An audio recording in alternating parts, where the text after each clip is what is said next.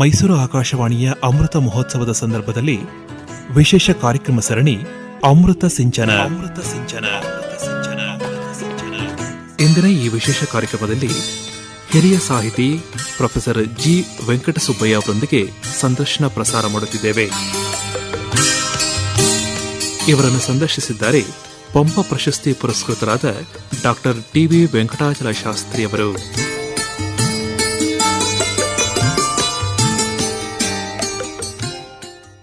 Professor ವೆಂಕಟಸುಬ್ಬಯ್ಯನವರಿಗೆ ನನ್ನ ನಮಸ್ಕಾರಗಳು. ಈ ವಯಸ್ಸಿನಲ್ಲಿ ಇಷ್ಟು ಅವಕಾಶ ಮಾಡಿಕೊಂಡು ಮೈಸೂರು ಆಕಾಶವಾಣಿ ಕೇಂದ್ರದವರೆಗೂ ಬಂದು ಈ ಕಾರ್ಯಕ್ರಮದಲ್ಲಿ ತಾವು ಭಾಗವಹಿಸ್ತಾ ಇದ್ದೀರಿ. ಇದು ನಮಗೆ ಹೆಚ್ಚಿನ ಸಂತೋಷವನ್ನು ಕೊಟ್ಟಿದೆ. ತಾವು ನಮ್ಮ ನಾಡಿನಲ್ಲಿ ಶಿಕ್ಷಣ ತಜ್ಞರಾಗಿ, ಪ್ರಾಧ್ಯಾಪಕರಾಗಿ, ಸಾಹಿತಿಗಳಾಗಿ, ವಿದ್ವಾಂಸರಾಗಿ, ಕೋಶಕಾರರಾಗಿ, ಅನುವಾದಕರಾಗಿ, ಅಂಕಣಕಾರರಾಗಿ, ಸಂಪಾದಕರಾಗಿ, ಸಂಘ ಸಂಸ್ಥೆಗಳ ಅಧ್ಯಕ್ಷರಾಗಿ, ಸದಸ್ಯರಾಗಿ, ಕಮ್ಮಟಗಳ ನಿರ್ವಾಹಕರಾಗಿ, ಆಡಳಿತಗಾರರಾಗಿ, ವಿಮರ್ಶಕರಾಗಿ, ವಾಗ್ಮಿಗಳಾಗಿ, ಹೀಗೆ ಹೇಳ್ತಾ ಹೋದರೆ ಎಷ್ಟು ಹೇಳಬಹುದು. ಒಂದು ಬಗೆಯಲ್ಲಿ ಅನೇಕ ಸಾಮಾಜಿಕ, ಸಾಂಸ್ಕೃತಿಕ, ಸಾಹಿತ್ಯಿಕ ಚಟುವಟಿಕೆಗಳನ್ನೆಲ್ಲ ಪ್ರೀತಿಯಿಂದ, ಆಸಕ್ತಿಯಿಂದ ಕಾರ್ಯಕ್ಷೇತ್ರವಾಗಿ ಮಾಡಿಕೊಂಡು ದುಡಿತಾ ಬಂದಿದ್ದೀರಿ. ಈ ಹಲವು ದಶಕಗಳ ಕಾಲದಿಂದ ತಮ್ಮ ಸೇವೆಗೆ ನಾಡು ತಮಗೆ ಅನೇಕ ಪ್ರಶಸ್ತಿ, ಪದವಿ, ಪುರಸ್ಕಾರಗಳನ್ನು ನೀಡಿದೆ. ಎಲ್ಲಕ್ಕಿಂತ ಮೇಲಾಗಿ ತಾವು ಸ್ನೇಹಜೀವಿಯಾಗಿ, ಮಾರ್ಗದರ್ಶಕರಾಗಿ, ಕುಟುಂಬ ವತ್ಸಲರಾಗಿ ನಮಗೆಲ್ಲ ಮಾದರಿಯಾಗಿದ್ದೀರಿ. ಮತ್ತು ಆ ಕಾರಣಕ್ಕಾಗಿಯೇ ಹೆಚ್ಚು ಜನಪ್ರಿಯರಾಗಿದ್ದೀರಿ. ತಮ್ಮ ಮನೆತನ, ಮೂಲ ಸ್ಥಾನ, ತಂದೆ ತಾಯಿಗಳ ವಿಚಾರ ಮೊದಲು ತಿಳಿಯೋಣ ಅಂತ ಹೇಳಿ ನನಗೆ ಆಸಕ್ತಿ ಸರ್. ತುಂಬಾ ವಿಶ್ವಾಸದ ಅಂತರಂಗದ ಆತ್ಮೀಯವಾದ ಮಾತುಗಳನ್ನ ಆಡಿದ್ದೀರಿ ಶಾಸ್ತ್ರಿಗಳೇ. ನಿಮ್ಮಂತ ವಿದ್ವಾಂಸರಿಂದ ಈ ಮಾತುಗಳನ್ನ ಕೇಳೋದಕ್ಕೆ ನಾ ಬದುಕಿದ್ದೇನೋ ಹಾಗೆ ಕಾಣುತ್ತೆ ಇಲ್ಲಿ ತನಕ. ತುಂಬಾ ಸಂತೋಷ ಆಗುತ್ತೆ ಮಾತು.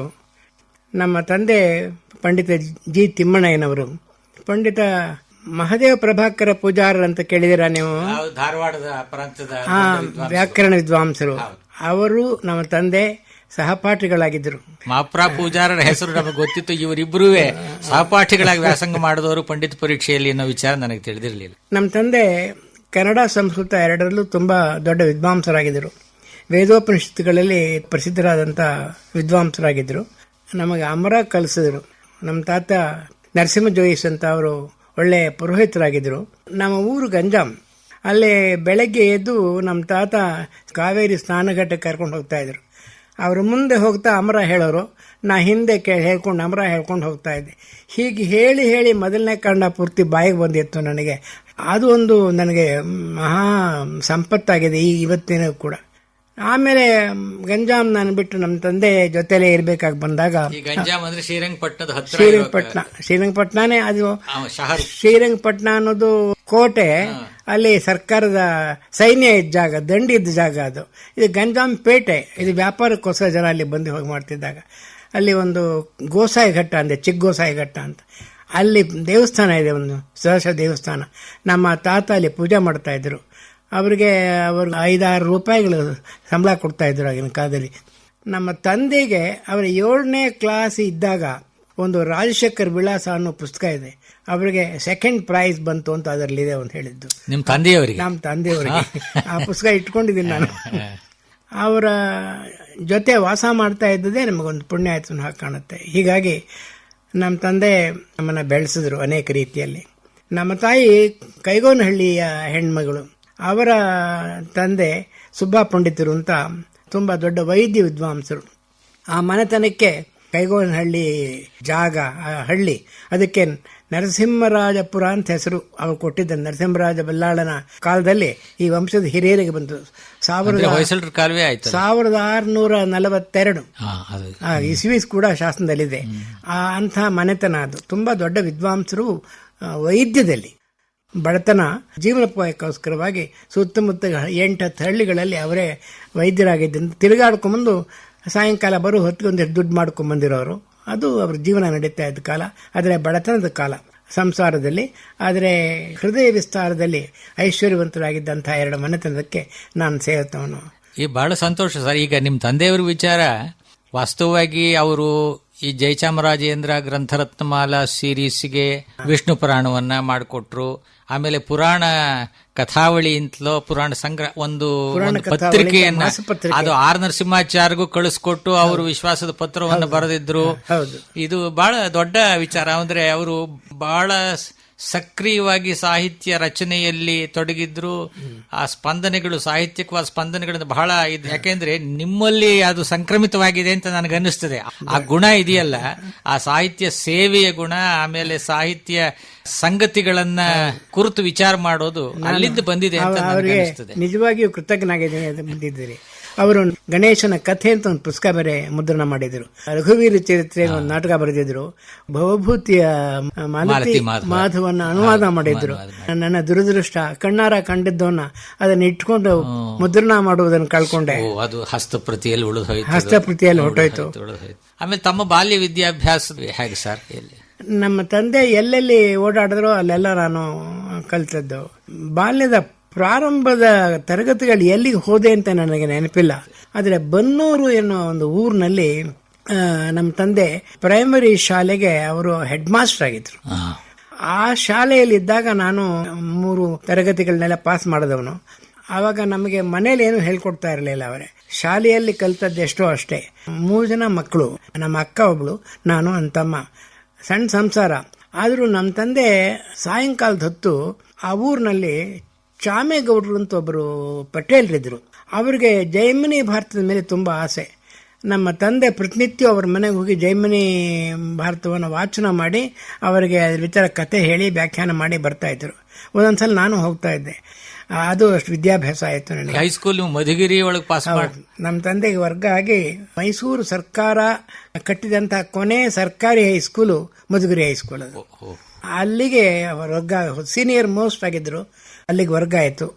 ನನ್ನ ದುರದೃಷ್ಟ ಏನು ಅಂದರೆ ನಾನು ಸೀದಾ ಹೈಸ್ಕೂಲ್ ಸೇರೋ ಹಾಗಿರಲಿಲ್ಲ. ನಾನು ಬನ್ನೂರ್ಲಿದ್ದಾಗ ಕನ್ನಡ ಲವರ್ ಸೆಕೆಂಡ್ರಿ ಪಾಸ್ ಮಾಡಿದ್ದೆ. ಹೈಸ್ಕೂಲ್ ಸೇರ್ಕೋಬೇಕಾಗಿದ್ದರೆ ಇಂಗ್ಲೀಷ್ ಲವರ್ ಸೆಕೆಂಡ್ರಿ ಮಾಡಬೇಕು. ಅದನ್ನ 1 ವರ್ಷ ಯಾವ ಪರೀಕ್ಷೆಗೆ ಹೋಗೋದೆ ಮನೆಯಲ್ಲಿ ಇಂಗ್ಲೀಷ್ ಅಭ್ಯಾಸ ಮಾಡಿ ನಾನು 1 ವರ್ಷ ಇಂಗ್ಲೀಷ್ ಪರೀಕ್ಷೆ ಕೂತ್ಕೊಂಡೆ. ಅದು ಪಾಸ್ ಮಾಡಿದ್ಮೇಲೆ ನಾನು ಹೈಸ್ಕೂಲ್ ಸೇರೋಕ್ಕೆ ಅವಕಾಶ ಆಯಿತು. ಆ 1 ವರ್ಷ ನನಗೆ ತಪಸ್ಸು, ಇಂಗ್ಲೀಷಿನ ತಪಸ್ಸು. ಅದು ಒಬ್ಬರು ನಾಗೇಶ್ ರಾವ್ ಅಂತ ಒಬ್ಬ ಮೇಷ್ಟ್ರಿದ್ರು.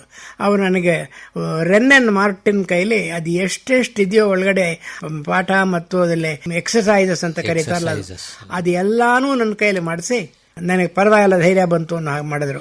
ನೀವು ಒಂದು ರೀತಿ ಅಪರೂಪದ ಕನ್ನಡ ವಿದ್ವಾಂಸರು. ಯಾಕೆಂದ್ರೆ ಕನ್ನಡ ವಿದ್ವಾಂಸರು ಅಂದ್ರೆ ಅವ್ರಿಗೆ ಇಂಗ್ಲಿಷ್ ಏನು ಪ್ರಯೋಜನವಿರೋದಿಲ್ಲ ನಾವು ತಿಳಿದ ಹಾಗೆ.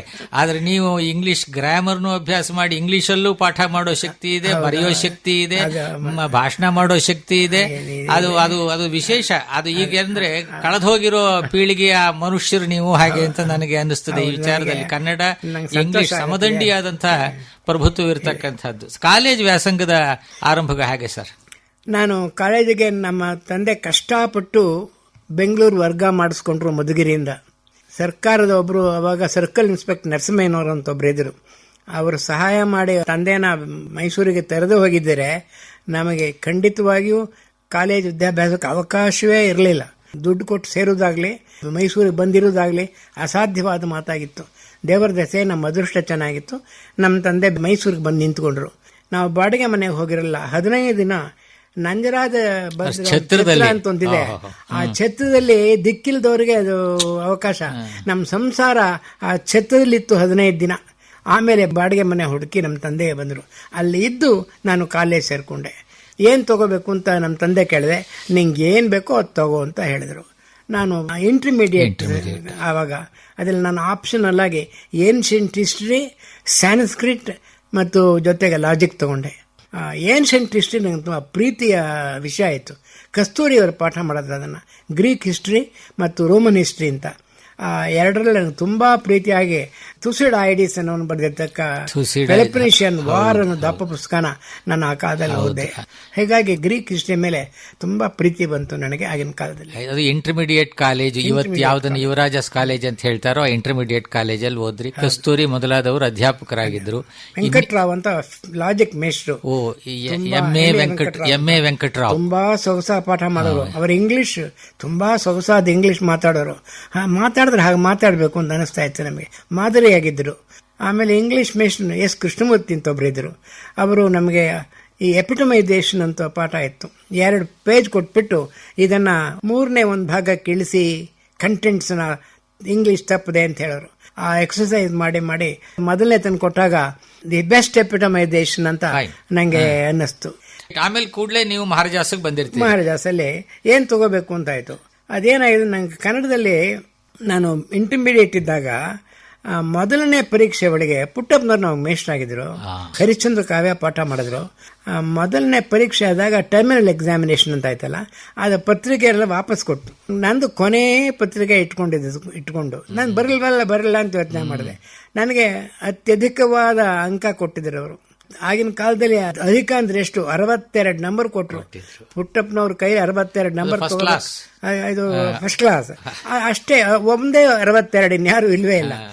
ಆಮೇಲೆ ಪೇಪರ್ ಕೊಡ್ತಾ ವೆಂಕಟ ಸುಬ್ಬಯ್ಯನವರೇ ಅವರು ವಿದ್ಯಾರ್ಥಿಗಳನ್ನ ಬಹುವಚನ ಮಾತಾಡ್ತಾ ಇದ್ರು ಯಾವಾಗಲೂ. ವೆಂಕಟ ಸುಬ್ಬಯ್ಯನವರೇ, ಏನು ಈ ರಾಘವಾಂಕನ ವರ್ಣನಾ ಶಕ್ತಿ ಅಂತ ಕೇಳಿದ್ರೆ 12 ಪದ್ಯ ನೀವು ಬರೆದಿದ್ದೀರಲ್ಲ, ಕಾಪಿ ಮಾಡಿದ್ರು ಬಾಯಿಗೆ ಬರುತ್ತೋ ಅಂತ ಕೇಳಿದ್ರು.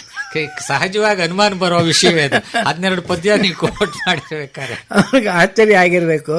ಇಲ್ಲ ಸರ್, ಇನ್ನೂ ಒಂದು 12 ಪದ್ಯ ಬರುತ್ತೆ, ನಾನು ಹೇಳ್ತೀನಿ ಅಂದೆ.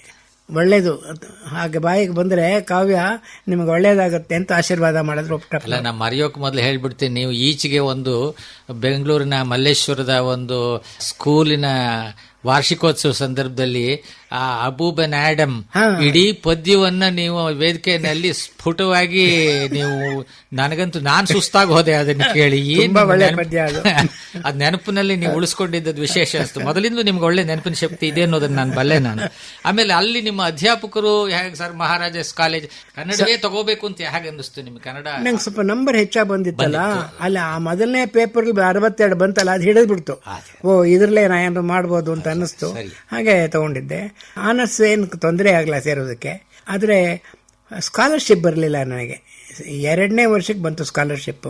ಆದರೆ ಸಂಸ್ಕೃತಕ್ಕೆ, ಕನ್ನಡಕ್ಕೆ, ಇಂಗ್ಲಿಷ್ಗೆ ಈ 3 ವಿಷಯಕ್ಕೆ ನಮ್ಗೆ ಅಸಾಧ್ಯ ಅಂತ ಉಪಾಧ್ಯಾಯರು ಸಿಕ್ಕುದೇ ಅಸಾಧ್ಯ ಅನ್ನೋ ಹಾಗೆ ನಮ್ಮ ಅದೃಷ್ಟ ಇತ್ತು. ನಮ್ಮ ನೆನಪಲ್ಲಿರುವಂತಹ ಮೇಷ್ಟ್ರುಗಳು ವೆಂಕಣ್ಣಯ್ಯನವರು, ಟಿ.ಎನ್. ಶ್ರೀಕಂಠಯ್ಯನವರು, ಡಿ.ಎಲ್. ನರಸಿಂಹಾಚಾರ್ಯರು, ಎಂ. ವರದಾಚಾರ್ಯರು, ಎಂ.ಆರ್. ವರದಾಚಾರ್ಯರು ಕನ್ನಡಕ್ಕೆ, ಡಿ. ಶ್ರೀನಿವಾಸಾಚಾರ್, ಸಿ.ಆರ್. ನರಸಿಂಹಶಾಸ್ತ್ರಿಗಳು, ಆಮೇಲೆ ಲಕ್ಷ್ಮೀ ನರಸಿಂಹಯ್ಯನವರು ಸಂಸ್ಕೃತಕ್ಕೆ. ಇಂಗ್ಲಿಷ್ಗೆ ರಾಲೋ, ಅದಕ್ಕಿಂತ ಇನ್ನೇನು ರಾಲೋ ಅಂತ ಮೇಷ್ಟ್ರು ಪಾಠ ಮಾಡಿದ್ರು. ಸುಬ್ರಾವ್ ಅಂತ ಒಬ್ಬರು ಒಳ್ಳೆ ಮೇಷ್ಟ್ರು ಇರ್ತಾ ಇದ್ರು. ಎಸ್.ವಿ. ರಂಗಣ್ಣವರು ಇದ್ರು. ಇಂಥ ಕಾಲ ಅದರಲ್ಲಿ ತುಂಬಾ ಅತ್ಯಂತ ಪ್ರಬುಢ ವಿದ್ವಾಂಸರಾದಂಥವರು ಬಿ.ಎಂ. ಶ್ರೀಕಂಠಯ್ಯನವರು ಆನರ್ಸ್ಗೆ ಪ್ರತಿ ವರ್ಷದ ಕೊನೆ ಒಳಗೆ 1 ವಾರ ಬಂದು ಪಾಠ ಮಾಡೋರು. ಆಗಿಂದಾಗ ಮೈಸೂರಿಗೆ ಬಂದಾಗ ತರಗತಿಯಲ್ಲಿ ಏನಾದ್ರು ಬಂದ್ರೆ ಉಪನ್ಯಾಸಗಳನ್ನು ಕೊಡೋರು ನಮಗೆ. ಸೆಂಟ್ರಲ್ ಕಾಲೇಜಲ್ಲಿ ಇದ್ರೆ, ಸೆಂಟ್ರಲ್ ಕಾಲೇಜ್ ಇದ್ರು. ನಾವು ಬರೋ ಹೊತ್ತಿಗೆ ಸೆಂಟ್ರಲ್ ಕಾಲೇಜಿಗೆ ಹೋಗಿದ್ರು. ಆಮೇಲೆ ತಿರುಗಿ ಯಥಾ ಪ್ರಕಾರ ಅಲ್ಲಿಗೆ ಬಂದರು, ರಿಜಿಸ್ಟ್ರಾರ್ ಆಗಿ ಬಂದರು. ಈ ಎಲ್ಲರ ಉಪನ್ಯಾಸಗಳು ಒಂದು, ಬಿ.ಎಂ. ಶ್ರೀಕಂಠಯ್ಯನವರ ಉಪನ್ಯಾಸನೇ ಒಂದು. ನನ್ನ ಕಾಲದಲ್ಲಿ ನರಸಿಂಹಾಚಾರ್ಯರು, ಶ್ರೀಕಂಠಯ್ಯನವರು ತಮ್ಮ ವ್ಯಕ್ತಿತ್ವವನ್ನ ಕಟ್ಕೊಳ್ತಾ ಇದ್ದ ಕಾಲ. ಇನ್ನು ಆಗ್ತಾನೆ ಒಂದು 5-6 ವರ್ಷ ಆಗಿತ್ತು. ಸರಿ, ಏನ್ ಬೆಳೀತಾ ಇದ್ದ ಕಾಲ ಅದು. ನಿಮಗಿಂತ 6-7 ವರ್ಷ ಅಷ್ಟೇ, 6-7 ವರ್ಷ ಅಷ್ಟೇ. ಆದ್ರಿಂದ ಆಮೇಲಿಂದ ಅವರು ಪಡೆದಂತ ಒಂದು ಪ್ರೌಢಿಮೆ ನಮ್ಮ ಕಾಲಕ್ಕೆ ಬಂದಿರಲ್ಲ. ನಮ್ಮ ವೆಂಕಣ್ಣಯ್ಯನವರು ಸರ್ವಸ್ವವಾಗಿದ್ರು. ಶಾಸ್ತ್ರಿಗಳು ಸಿಕ್ಲಿಲ್ವೇನೋ? ಕೃಷಿಶಾಸ್ತ್ರಿಗಳು ಆಮೇಲೆ ಸಿಕ್ಕಿದ್ರು ನನಗೆ. ಅಂದ್ರೆ ಈ ನಿಘಂಟಿನ ಬಗ್ಗೆ ಅವರು ದೊರಕಿದ್ರು. ಅವ್ರು ನನಗೆ ಮೇಷ್ಟ್ ಆಗಿರಲಿಲ್ಲ. ವೆಂಕಣ್ಣಯ್ಯನವರ ತರಗತಿಯ ಪಾಠ ಅಂದರೆ, ಅವರು ನಮ್ಮ ದುರದೃಷ್ಟ, ಅವರಾಗಲೇ ಕಾಯಿಲೆ ಬಂದ್ಬಿಟ್ಟು ಆರೋಗ್ಯ ಚೆನ್ನಾಗಿರಲಿಲ್ಲ. ನಮ್ಮ ತರಗತಿಯಲ್ಲಿ ನಾನು, ಎಚ್.ಎಂ. ಶಂಕರನಾರಾಯಣನಾಥ್ ಇಬ್ಬರೇ ವಿದ್ಯಾರ್ಥಿಗಳು. ನಮ್ಮನ್ನು ಮುಂದೆ ಕೂರಿಸ್ಕೊಂಡು ಅವರು ಈ ಕಡೆ ಒಬ್ಬ ಆ ಕಡೆ ಒಬ್ಬ ಇದೇ ಚೇರಲ್ಲಿ ಹೊರಕೊಂಡು ಹಾಯಾಗಿ ನಿಧಾನವಾಗಿ ಮಾತಾಡೋರು. ಅದನ್ನು ಪಾಠ ಹೇಳಿದ್ದು. ಸಾಹಿತ್ಯ ಚರಿತ್ರೆಯ ತೆಗೆದುಕೊಂಡು ಒಬ್ಬೊಬ್ಬ ಕವಿಯ ವಿಚಾರವನ್ನು ತಮಾಷೆಯಾಗಿ ಮಾತಾಡ್ಕೊಂಡು ನಿಧಾನವಾಗಿ ಕತೆ ಹೇಳಿದಾಗ ಹೇಳ್ಕೊಂಡು ಹೋದರು. ಅದು ನಿಜವಾಗಿ ಕಥೆನೇ. ಅದು ಆ ಕಥೆಯ ಒಳಗಡೆ ಅಂತರಂಗವನ್ನು ತಿಳಿಸ್ತಾ ಇದ್ರು ನೋಡಿ. ಭಾಷೆಯ ವಿಚಾರ, ಛಂದಸ್ಸಿನ ವಿಚಾರ, ರೂಪಕಾದಿ ಅಲಂಕಾರಗಳ ವಿಚಾರ, ಆಮೇಲೆ ಒಟ್ಟು ಅಲಂಕಾರ ಶಾಸ್ತ್ರದ ವಿಚಾರ, ತುಂಬಾ ರಸವತ್ತಾದ ಪಾಠಗಳು. ಮುದುಕ ತಾತನ ಬಳಿ ಕೂತ್ಕೊಂಡು ಕಲಿತ ಹಾಗೆ ಇತ್ತು ನಮಗೆ. ಅಷ್ಟು ಆತ್ಮೀಯತೆಯಿಂದ ಹೇಳ್ಕೊಟ್ರು. ನಾನೇನೋ ಮನೆ ಇತ್ತು, ಶಂಕರನಾರಾಯಣಗೆ ಮನೆ ಇರಲಿಲ್ಲ. ಅವ್ರನ್ನ ಅವ್ರ ಮನೆಗೆ ಕರೆಸಿ ವಾರ ಕೊಟ್ಟು ಒಂದೊಂದು ಸಲ ಎಣ್ಣೆ ಒತ್ತಿ ಸ್ನಾನ ಮಾಡಿಸಿದ ಗುರುಗಳು ಅವರು. ಅಂದ್ರೆ ವೆಂಕಣ್ಣಯ್ಯನವರು ತಮ್ಮ ಈ ವ್ಯಕ್ತಿತ್ವದಿಂದ ವಿದ್ಯಾರ್ಥಿ ವಾತ್ಸಲ್ಯದಿಂದಲೇ ಹೆಚ್ಚಾಗಿ ಪ್ರಸಿದ್ಧರಾಗಿರೋದು, ಮತ್ತೆ ಮೇಷ್ಟ್ರಾಗಿಯೂ ಬಹಳ ಗಣ್ಯರು ಹಾಗೆ ಅಂತ ಹೇಳಿ ನಾವು ಕೇಳಿದ್ದೇವೆ. ನಾವು ಎಲ್ಲ ವೆಂಕಣ್ಣಯ್ಯನವ್ರನ್ನ ಅವ್ರು ಮಾತಾಡೋದನ್ನ ಡಿ.ಬಿ. ಗುಂಡಪ್ಪನವರು ಮತ್ತು ಮಾಸ್ತಿ ವೆಂಕಟೇಶ್ ಅವರು ಹಾಗೆ ಮಾತಾಡಬೇಕು ಅಂತ ಹೇಳೋರು. ಅವರ ಭಾಷಣ ಅಂತಂದ್ರೆ ಅಂತ ಒಂದು ಶಿಲ್ಪ ತುಂಬಾ ಪ್ರಭಾವ ಆಯಿತು ಅವರಿಂದ. ಅದೇ ನೀವು ಪುಣ್ಯಶಾಲಿಗಳು. ಈಗ BM ಶ್ರೀಕಂಠಯ್ಯನವರು, ನಮ್ಮ TS ವೆಂಕಣ್ಣಯ್ಯನವರು, ಕಡೆಗೆ ಆರ್ ನರಸಿಂಹಾಚಾರ್ಯನು ನೀವು ಕಂಡಿದವರು. ಅದು ಎಂತ ಭಾಗ್ಯ ಅದು. ಆರ್ ನರಸಿಂಹಾಚಾರ್ಯನ ಕಾಣೋದು ಮತ್ತು ಅವ್ರ ಭಾಷಣವನ್ನ ಕೇಳಿದ್ದಿದೆಯಲ್ಲ, ಅದು ನಿಮ್ಮ ಜೀವನದ ಬಹಳ ದೊಡ್ಡ. ಅಯ್ಯೋ, ಆರ್ ನರಸಿಂಹಾಚಾರ್ಯರು 1936ನೇ ಇಸ್ವಿ ಡಿಸೆಂಬರ್ ಕಾಲ ಕರ್ನಾಟಕದ ಕೊನೆ ಉಪನ್ಯಾಸ ವ್ಯಾಲಿಡಿಟಿ, ಅದಕ್ಕೆ ಆರ್ ನರಸಿಂಹಾಚಾರ್ಯನ ಕರ್ಕೊಂಡ್ಬಂದ್ರು ವೆಂಕಣ್ಣಯ್ಯನವರು. ಅವ್ರಿಗೆ ಆಗ ಮಹಾಮಹೋಪಾಧ್ಯಾಯ ಬಿರುದು ಕೂದಿರ್ತಕ್ಕ ಜರ್ತಾರಿ ಲಾಂಗ್ ಕೋಟ್ ಹಾಕ್ಕೊಂಡು ಇಲ್ಲಿ ಜರ್ತಾರೆ ಹಾಕ್ಕೊಂಡು ಅವರು ಮೆಟ್ಲು ಹತ್ತುವುದಕ್ಕೆ ಕಷ್ಟ. ಅವ್ರ ಕೈ ಹಿಡಿದು ಮೆಟ್ಲು ಹಿಡಿದು ಹತ್ತಿಸ್ಬೇಕಾಯ್ತು, ಅಷ್ಟು ವಯಸ್ಸಾಗಿತ್ತು. ಅವರು ಬಂದು ಉಪನ್ಯಾಸ ಮಾಡಿದ್ರು. ನನಗೆ ಈಗಲೂ ಜ್ಞಾಪಕ ಇದೆ ಉಪನ್ಯಾಸ. ನನ್ನನ್ನು ಕರೆದಿರಿ ನೀವು, ಇಷ್ಟು ವಯಸ್ಸಾದ್ಮೇಲೆ ನಾನೇನು ಮಾತಾಡೋಕ್ಕಾಗತ್ತೆ. ಒಬ್ಬ ಕವಿ ಹೇಳಿದಾಗೆ, ಗೊತ್ತಿಲ್ಲದೆ ಹೋದ್ಮೇಲೆ ಉಸಿಕ ನಿರ್ಪುದು ಮಾಗಿಯ ಕೋಗಿಲೆಯಂತೆ ಮಾತು ಅಂತ ಹೇಳಿ, ಉಸಿಕ ನಿರ್ಪುದು ಅಂತ ಹೇಳಿ ಉಸಿಕನಿಲ್ಲದೆ ಅವರು 3/4 ಗಂಟೆ ಮಾತಾಡಿದ್ರು. ರಸವತ್ತಾದ, ತುಂಬಾ ಭಾಗ್ಯಶಾಲಿಗಳೇ ಮಾತ್ರ ಕೇಳಬಹುದಾದಂತ ಪಾಂಡಿತ್ಯ ತೋಪೂರ್ಣವಾದ ಒಂದು ಉಪನ್ಯಾಸ. ಅದಾದ ಕೆಲವು ದಿನಗಳ ಮೇಲೆ ತೀರ್ಕೊಂಡ್ಬಿಟ್ರು ಅವರು. ಬಹುಶಃ ಅದೇ ಕೊನೆ ಉಪನ್ಯಾಸ ಇದೆ. ಅಂದ್ರೆ ತಾವಿಬ್ಬರೇ ವಿದ್ಯಾರ್ಥಿಗಳಿದ್ರ ಸರ್? ನಾವಿಬ್ಬರೇ. ಮುಂದಿನ ವರ್ಷಕ್ಕೆ ಪರಮೇಶ್ವರ ಭಟ್ಟ ಸೇರ್ಕೊಂಡ್ರು. ಆವಾಗ ನಾವು 3 ಜನಕ್ಕೂ ಒಟ್ಟಿಗೆ ಪಾಠ ಮಾಡ್ತಾ ಇದ್ದೀವಿ ಕೆಲವು ಸಲ. ಹೀಗಾಗಿ ನಾವು 3 ಜನ ತುಂಬಾ ಆತ್ಮೀಯರಾದ ಸ್ನೇಹಿತರು. 3 ಜನವು ಪ್ರತಿಭಾವಂತರಾಗಿ, ವಿದ್ವಾಂಸರಾಗಿ, ದೊಡ್ಡ ಸಾಹಿತಿಗಳಾಗಿ ಬೆಳೆದ್ರಿ ನೀವು. ಅದು ಬಹಳ ವಿಶೇಷ. ಅದು ನಾವು ಸಮಾನ ದರಿದ್ರರು, ಸಮಾನ ವ್ಯಸನಿಗಳು ಹೌದು, ಸಮಾನ ವ್ಯಸನಿಗಳು ಹೌದು, ಸಮಾನ ದರಿದ್ರರು. ಹೆಲ್ತ್ ಕಿಚನ್ ಅಂತ ಒಂದು ಹೋಟ್ಲ್ ಇತ್ತು. ನಾವು 1/3 ಕಾಫಿ ಕುಡಿತಾ ಇದ್ವು. 1/2 ಸಮಾನ ಗೊತ್ತು. ಒಟ್ಟಿಗೆ 3 ಜನ ಕಾಫಿ ಕುಡಿಗೆ ದುಡ್ಡು ಇರ್ತಿರಲಿಲ್ಲ ನಾವು. ಹಾಗೆ ಪ್ರತಿನಿತ್ಯ ನಾವು ಓಡಾಡ್ತಾ ಇದ್ವು ಒಟ್ಟಿಗೆ. 3 ಮಸ್ಕಿಟಿಯರ್ಸ್ ಅಂತ ಜನ ಹಾಸ್ಯ ಮಾಡ್ತಾ ಇದ್ರು. ಅಲ್ಲದೆ ಇಂಗ್ಲಿಷ್ ವಿದ್ಯಾಭ್ಯಾಸ ಮಾಡ್ತಿದ್ದ ಆನರ್ಸ್ ವಿದ್ಯಾರ್ಥಿಗಳು, ಇವರು ಸಂಸ್ಕೃತ ತಗೊಂಡಿದ್ದವ್ರಿಗೆ ಮಿನಿಸ್ಟರ್ ಫಾರ್ ಫರ್ಗಾಟನ್ ಲ್ಯಾಂಗ್ವೇಜ್ ಅಂತ ಅವರನ್ನು ನಮ್ಮನ್ನ ministry for the upliftment of unknown languages ಅಂತಲೂ ಕರೀತಾ ಇದ್ರು. Upliftment of unknown language Kannada ಅಂತ ಕರೀತಾ ಇದ್ರು, ಹಾಸ್ಯ ಮಾಡ್ತಾ ಇದ್ರು. ನಾವು ಹಾಗೆ ಅವ್ರ ಕೈಲಿ ಬಯಸ್ಕೊಂಡು ಕನ್ನಡ ಅಭ್ಯಾಸ ಮಾಡಿದ್ವು ಮುಂದಕ್ಕೆ. ನಮ್ಮ ಕಾಲದಲ್ಲೂ ಅಂತ ಗೌರವ ಏನು ಇರಲಿಲ್ಲ. ದೊಡ್ಡ ಮೇಷ್ಟ್ರುಗಳಿದ್ರು ನಿಜ, ಆದ್ರೂ ಲಿಟ್ರೇಚರ್ ಆನರ್ಸ್ ಅಂದ್ರೆ ಇಂಗ್ಲಿಷ್ ಅನ್ನೋರು. ಹೌದು, ಎಕನಾಮಿಕ್ಸ್ ಹೋಗೋದು ಪ್ರೆಸ್ಟೀಜ್ ಅಂತ ತಿಳಿತಿದ್ರು. ಆದ್ರೆ ಕನ್ನಡ ಓದೋದು ಆಮೇಲೆ ಅದಕ್ಕೆ ಪುಷ್ಟಿ ಸಿಕ್ಕೋ ಹಾಗೆ ಆಯ್ತದು ಮುಂದೆ. ಒಂದು ವಿಚಾರ, BM ಶ್ರೀಕಂಠಯ್ಯನವರ ತರಗತಿಗಳ ವಿಚಾರ ಒಂದು ಹೇಳಬೇಕು.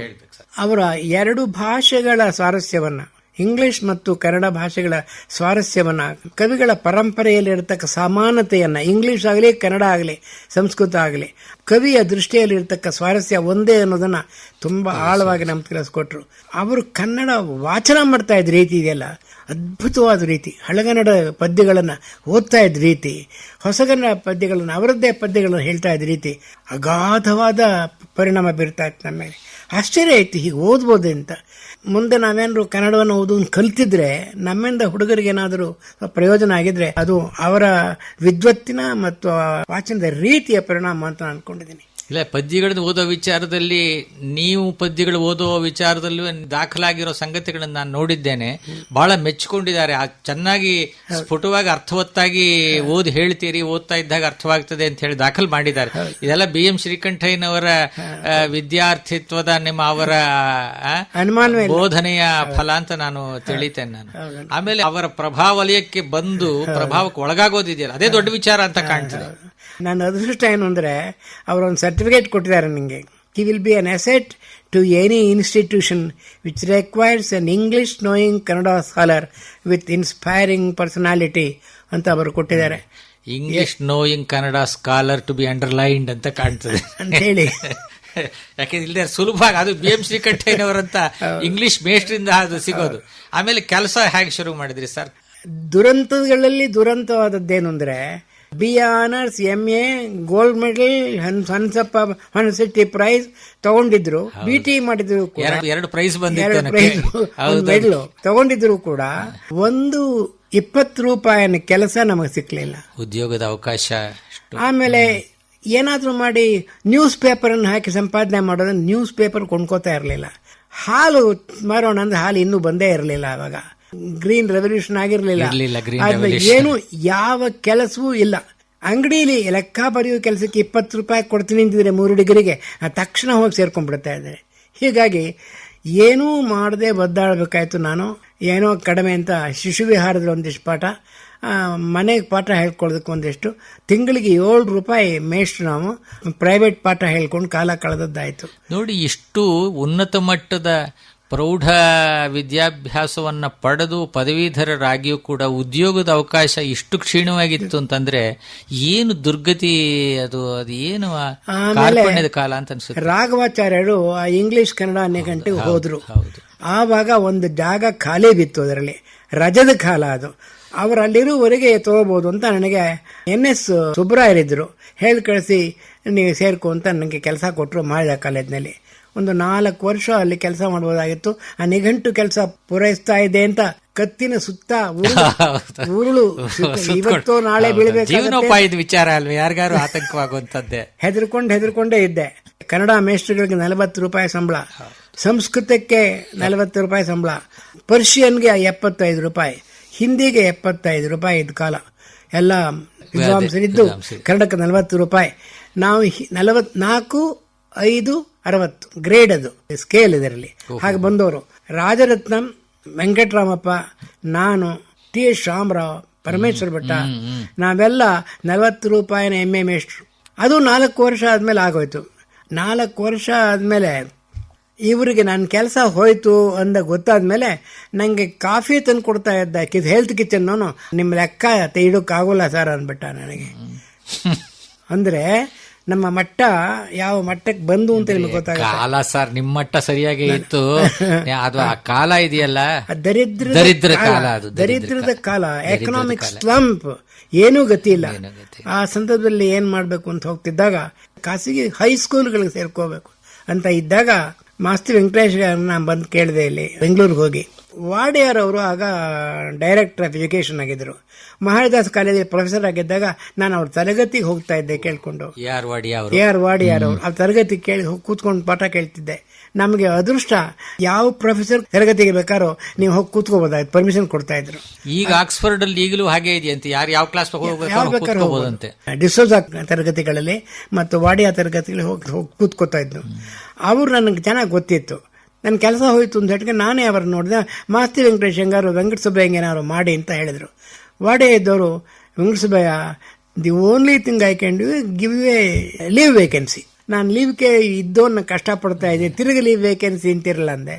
ತಕ್ಷಣ ತಗೋ ನೋಡೋಣ ಆಮೇಲೆ ಅಂತ ಹೇಳಿದ್ರು. ದಾವಣಗೆರೆಗೆ 35 ರೂಪಾಯಿ ಮೇಲೆ ಕೆಲಸ ಕೊಟ್ಟು ಒಂದು ಹೈಸ್ಕೂಲ್ಗೆ ಸೇರಿಸಿದ್ರು. ದಾವಣಗೆರೆಗೆ ಹೋದೆ, ಅಲ್ಲಿ ನೋಡಿದ್ರೆ ಕನ್ನಡ ಪಾಠ ಮಾಡೋ ಮೇಷ್ಟ್ರುಗಳಿದ್ರು. ನೀನು ಇಂಗ್ಲೀಷ್ ಪಾಠ ಮಾಡಬೇಕು ಅಂತ ಹೇಳಿದ್ರು. ಏನು ಕ್ವಾಲಿಫಿಕೇಶನ್ ಅಂದರೆ B.Ed ಅಲ್ಲಿ ನಾನು BT ಒಳಗೆ ಇಂಗ್ಲೀಷ್ ಮೆಥಾಡಾಲಜಿ ತಗೊಂಡಿದ್ದೆ, ಅದು ಪಾಠ ಮಾಡಬೇಕು ಅಂತ ಕೊಟ್ಟರು. ಗ್ರಾಮರ್ ಪಾಠ ಕೊಟ್ಟರು. ಅಲ್ಲಿ ಗ್ರಾಮರ್ ಪಾಠ ಮಾಡ್ತಿದ್ದೆ. 4 ತಿಂಗಳೇನೋ ಇದ್ದೆ ಅಷ್ಟೇ. ಅಲ್ಲೊಂದು ತರಳಬಾಳು ಮಠ ಇದೆ. ತರಳಬಾಳು ಮಠದ ಒಂದು ಹಾಸ್ಟೆಲ್ ನಡೆಸ್ತಾರೆ. ಆ ಹಾಸ್ಟೆಲ್ ವಿದ್ಯಾರ್ಥಿಗಳಿಗೆ ಇಂಗ್ಲೀಷ್ ಪಾಠ ಹೇಳೋಕೆ ನಾನು ಕರೆದ್ರು. ಆ ಹುಡುಗರು ಯಾರೋ ಈ ಮೇಷ್ಟ್ರು ಬಸವರು ಬಂದಾರಲಿ ಚೆನ್ನಾಗಿ ಇಂಗ್ಲೀಷ್ ಪಾಠ ಹೇಳ್ಕೊಡ್ತಾರೆ ಅಂತ ಹೇಳಿದ್ರಂತೆ. ಅವ್ರನ್ನ ಇಂಗ್ಲೀಷ್ ಪಾಠ ಮಾಡೋದಕ್ಕೆ ಅಂತ ಆ ಹಾಸ್ಟೆಲ್ ಪ್ರತಿನಿತ್ಯ ಬಂದು ಇಂಗ್ಲೀಷ್ ಪಾಠ ಮಾಡಿ ನಾ ಹೋದೆ. ನಮಗೆ ಸ್ಕೂಲಲ್ಲಿ ಕೊಡ್ತಾ ಇದ್ದು ತಿಂಗಳಿಗೆ 35 ರೂಪಾಯಿ ಸಂಬಳ. ಈ ಹಾಸ್ಟೆಲ್ ಪಾಠ ಮಾಡೋದಕ್ಕೆ 75 ರೂಪಾಯಿ ಸಂಬಳ ಕೊಟ್ಟರು ನನಗೆ. 100 ರೂಪಾಯಿ ಕಾಣೋ ಹಾಗಾಯ್ತು. ಆಯ್ತು. ಇಲ್ಲಿಂದ ಹೋದವನು ಹೈಸ್ಕೂಲ್ ಸೇರ್ಕೋಬೇಕಾಯ್ತು. ಬೆಂಗಳೂರು ಹೈಸ್ಕೂಲ್ ಅಂತ ಹೊಸ ಸ್ಕೂಲ್ ಶುರು ಆಯ್ತು. ಆ ಸ್ಕೂಲ್ಗೆ ನಾವೊಂದು ಅಪ್ಲಿಕೇಶನ್ ಹಾಕಬೇಕು ಅಂತ ಯಾರೋ ಹೇಳಿದ್ರು, ಹಾಕಿದೆ. ನನಗೆ 3 ಸರ್ಟಿಫಿಕೇಟ್ಗಳಿದೆ. BM ಶ್ರೀಕಂಠಯ್ಯನವ್ರದ್ದು, MV ಗೋಪಾಲಸ್ವಾಮಿ ಅವ್ರದ್ದು, ಆಮೇಲೆ ರಾಲು ಅವ್ರದ್ದು. ಆ 3 ವಾರ ಕೊಡ್ತಕ್ಕ ಸರ್ಟಿಫಿಕೇಟ್ಗಳು. ಗೋಪಾಲಸ್ವಾಮಿ ಅವರು ಹೇಳ್ತಾರೆ, he has won the gratitude of listeners after listening to his lessons on Kannada ಅಂತ ಸರ್ಟಿಫಿಕೇಟ್ ಇದೆ. ರಾಲು ಅವರಂತೂ genuine public spirit and scholarship he did his work in ಬರ್ಕೊಟ್ಟಿದ್ದಾರೆ. ಅದರಿಂದ ನಂಗೆ ಅನುಕೂಲ ಆಯ್ತು. ಬೆಂಗಳೂರು ಹೈಸ್ಕೂಲ್ ಹೆಡ್ ಮಾಸ್ಟರ್ ಆಗಿದ್ರು CR ನಾರಾಯಣರಾವ್ ಅಂತ.